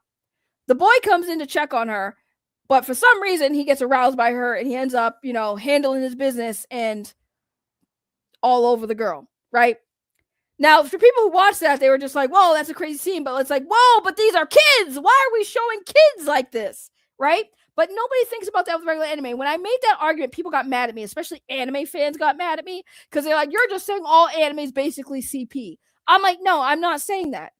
I'm saying that people are not paying attention to the shit that we're consuming and thinking about, like, how it's being presented, right? There are tons of anime. Sailor Moon. Sailor Moon has a lot of scenes where Sailor Moon was 14 years old. Tuxedo Mask was damn near almost an adult when they got together, right? So if, you know, it's one of those things where a lot of anime, you got to be careful what you're watching, because even though it's a cartoon, it's not real. Like, there are certain elements and certain scenes where I'm sitting there like, it's unnecessary. And who does it cater to? You know, because it's not catering to me. I'm not into that shit. But there are going to be sickos that are going to watch that scene and go back, and what do you think they're doing to it? You know? So again, when it comes to these topics, I always like to just educate people on these things, because Redo of Healer, definitely an anime where I feel like I mean, we actually deep dived into this, the stream where I called out Yellow Flash, really deep dived into the whole Redo of Healer situation, even had an interview that we reacted to of the creator of it, who even admitted that it was even controversial for Japan, which, again, if you guys don't understand Japanese culture, that is a big deal to make something that is even controversial in Japan, because Japan's censorship, they don't really censor a lot of their shit. The only thing they really censor in Japan, as far as, like, they will censor genitals, and primarily female genitals. So they don't really censor a lot. All of these shows air on TV for kids to watch in their country. And if you made an anime that was so controversial that even Japan wants nothing to do with it, even though Japan is like, yeah, this is a problem, that's a big deal. That is a super big deal. you know. So I'm just saying. Outlaw Star did not have none of the characters, as far as I remember, were minors, the main characters. I'm pretty sure they didn't depict any children in Outlaw Star. So Outlaw Star was a great anime. I used to own the DVD box set when DVD box sets were a thing. I actually owned Outlaw Star. It was my first DVD box set that I had purchased. And I eventually traded it in. But yeah, Outlaw Star was a great one. High School of the Dead. You guys want to talk about a really sus anime that depicts minors in a bad way? High School of the Dead. Great anime, by the way. It was a good anime. So many unnecessary fan service. So many unnecessary fan service where these are high school kids and we're getting close-ups of their panties and their clothes are getting ripped off. And a guy's sniping zombies using a girl's boobs as a stand to shoot zombies. It was a cool scene, sure, if it wasn't adults, but you have to remember it's called High School of the Dead. These are high school kids. These are kids that are under the age of 18 years old. So again, regular animes do have some sussery in it, which also, like I said, there was times where people were mad at me because I brought this up during the Vosh situation. So Vosh is a big controversial YouTuber, very political YouTuber. He showed his screen on one of his streams and people saw that he had folders that had a lot of hentai. And a lot of these hentais had girls who looked kind of young. And again, even though by the lolly definition, people were like, it's lolly. And I'm like, it's not technically lolly by the definition, but it is very sus. It is very sus. And there was a lot of horse porn. And when I say horse porn, I mean animated, not real horse stuff. It was a lot of anime characters with horses. And I'm just like, listen, if y'all want to be sus and you're a YouTuber, please don't share your screen. Or I would say share your screen. Please don't look at your sus shit on your work computer. Okay? Don't use your main computer you use your streaming on for porn. Okay? Because too many YouTubers be doing that, getting caught with their hands in the cookie jar, showing their screen. Yes, horses. Yes, horses. I'm not even kidding. I'm just saying it's definitely horses, man. Listen, never be horny on main, okay? If you're gonna look at horse porn, don't look at it on the computer you stream on. That's just stupid. Because you might try to be typing something in on screen to show people you're typing something, and then your search bar pops up, and now everyone knows you're into horses or cats or dogs or some weird shit, bro. Don't get me wrong. I like to know the type of creeps that are out there so I can avoid them. But at the same time, why are we this stupid where we're YouTubers showing our screens and it's going to be such shit? Don't listen. Use your phone. Use your phone, people. Just use your phone. Or have another computer for your porno. Have your work computer for YouTube and then your regular personal computer for everything else. Because it's just insane how many YouTubers have accidentally shared their screens and saw some crazy shit on there. Remember the YouTuber who got exposed for sharing his screen? And there was searches for some of his online YouTuber friends and deepfakes. There was literally a dude. He was looking up AI images or AI porn of females he was friends with, content creators he was friends with. And it was such a big deal. And it was so fucking crazy. Bro, I'm telling you. I don't know how y'all get caught in these controversies. It's such a weird thing to see is a bunch of people getting caught sharing their screen and having this. Listen, guys, it's mostly you guys too. Guys, I get y'all are hornballs. I get y'all are perverts. I get it. I'm not mad at it. Listen. What we do in the sheets is in the sheets. But listen to me. Start being more smarter with your porn consumption. Okay? Start being smarter with how you consume it. All right? If you are a YouTube streamer, stop looking at it on your computer. Don't do it. Don't do it to yourself. You guys got cell phones. Get another shitty computer that can only process porno streams or something. I don't know what to tell you, but stop getting caught being horny on main. That's all I'm asking. Stop doing it. Okay? Like, and again, this is coming from a former Fansly worker. I mean, listen, I appreciate everybody talk about how they think I'm attractive with my body. My boobs are nice. That's great. Like, that's great. But I already know what y'all do into my pictures. I don't really need to hear it. Like, I already know. Like, I'm not stupid. The purpose of those pictures being out there is for y'all to have a good old time with it, okay? I don't need y'all to tell me. Y'all are too perverted. Like, I already know. Can that just be enough for you to know I know? Could that be enough to turn you on to know that I already know? You don't have to tell me. I already know. It's like y'all want me to know because it turned you on more. Like, I know what you're doing with them. Okay, I know. Appreciate the compliment, but I know. I just don't want to see it, okay? Nobody wants to see the type of weird shit y'all are into. That is my rant. I would never get caught eating Subway, although I have eaten Subway. But listen, I live in New England, okay? We have better sandwich shops than Subway, okay? If your favorite sub shop is Subway, I am so sorry for you. I don't know how you are surviving in life. I feel so bad. Because, like, if Subway is your only go-to sub sandwich, I can't help you. But anyway, I've been streaming for way longer than I needed to. I hope everyone got the clips they wanted. I know everyone was expecting something else. But I'm going back to having fun, talking about these topics, ranting and raving about stupid shit. We'll see where the journey takes me, guys. I just want to say again, I do appreciate everyone's support. I appreciate, everybody taking the time to come here and listen to me rant and rave about shit. I appreciate the real ones. I even appreciate the fake ones, because if it wasn't for the fake ones, who knows what real is, right? But again, I'm sure y'all want me to talk about all the shit with me and Henry. I will say this. This is the only thing I'm going to say to address it, okay? I know I said I wasn't going to talk about, but I'm going to just address this. Listen, shit happens, okay?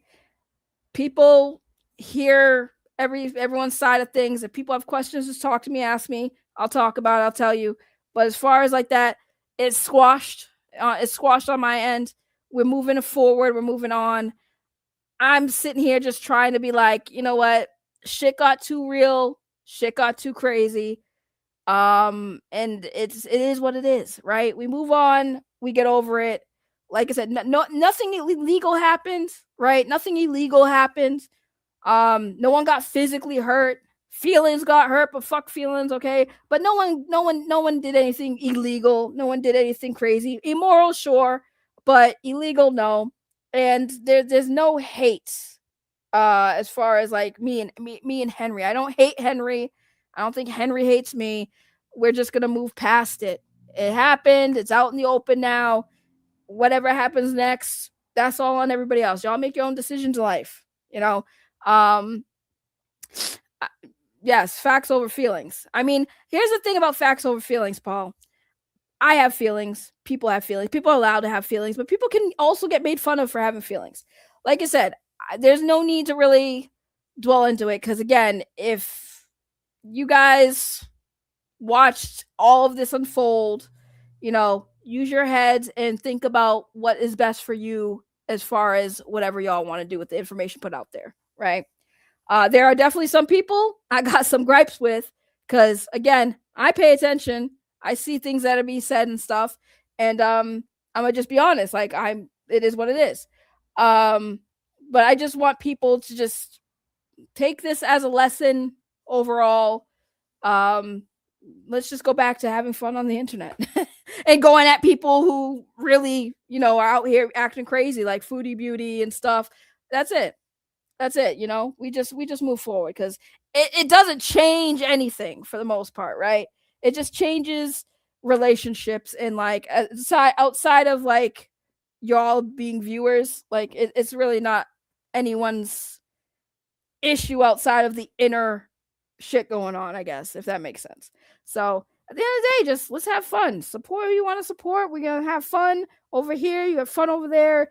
Just, be respectful. Don't be dogpiling on people, because I'm not going to allow that here. I'm going to say this now just to make it clear.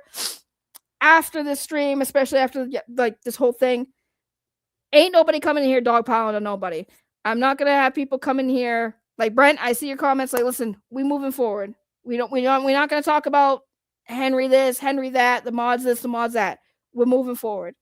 Okay? And vice versa. Like, y'all don't gotta go over there and start shit over there. Let it die. Just let it die. You know, let it die. Let it go. This is something that was mostly involving people on a Discord. You know, let it go. We ain't dogpiling over here. None of that shit. So I don't want anyone coming over here making comments. Like, again, if y'all want to talk to me about it, y'all know where my socials are. You can vent to me, whatever. But as far as YouTube, we ain't dragging this on no more on this platform. All right. That's all I'll say on, because I know y'all really just sitting here waiting for me to talk about it. So, like, that's what it comes down to. That's all I'm gonna say. Let it die. It's not. No, people are gonna get bored with it anyways. Drama's over. Huzzah! So that's it with fries. You go. I can't stand you. I'm trying to end my stream, and you just keep talking about food. Boneyard, stop. My big back ass is hungry. Okay, so I'm gonna go get food. And yeah, y'all enjoy the rest of your week. I'll see you guys next time I stream. And hold on, how I gotta end this? I gotta end this like a YouTuber here. Let's see. Let me end this like a YouTuber. Let's see. We'll do this. There we go. And then we'll just end it with the Boba Tea song, because that's what I'm really trying to go for today. So y'all have a good one. I'll see you guys next time. Peace. Everybody, thank you for supporting me. All your money is gonna go to my Boba Tea. Hey, everybody, thank you for supporting me. All your money is gonna go to my Boba Tea. When I wake up in the morning, first thing I do is say hello. Check on my channel, see how it's growing. You know you can help me grow. So make sure you support the channel. Hey, everybody, thank you for supporting me. All your money is gonna go to my Boba Tea. Hey, everybody, thank you for supporting me. All your money is gonna go to my Boba Tea.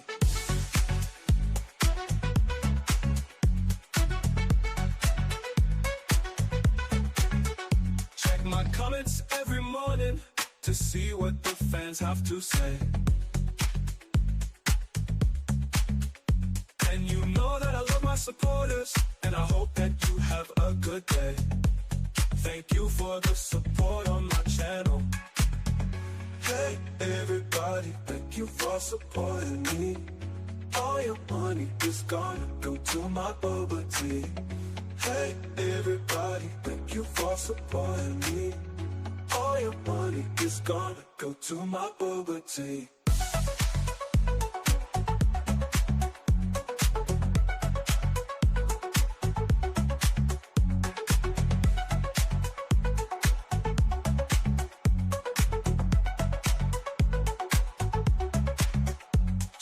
Comments every morning to see what the fans have to say. And you know that I love my supporters, and I hope that you have a good day. Thank you for the support on my channel. Hey, everybody, thank you for supporting me. All your money is gonna go to my Boba Tea. Hey, everybody, thank you for supporting me. All your money is gonna go to my Boba Tea.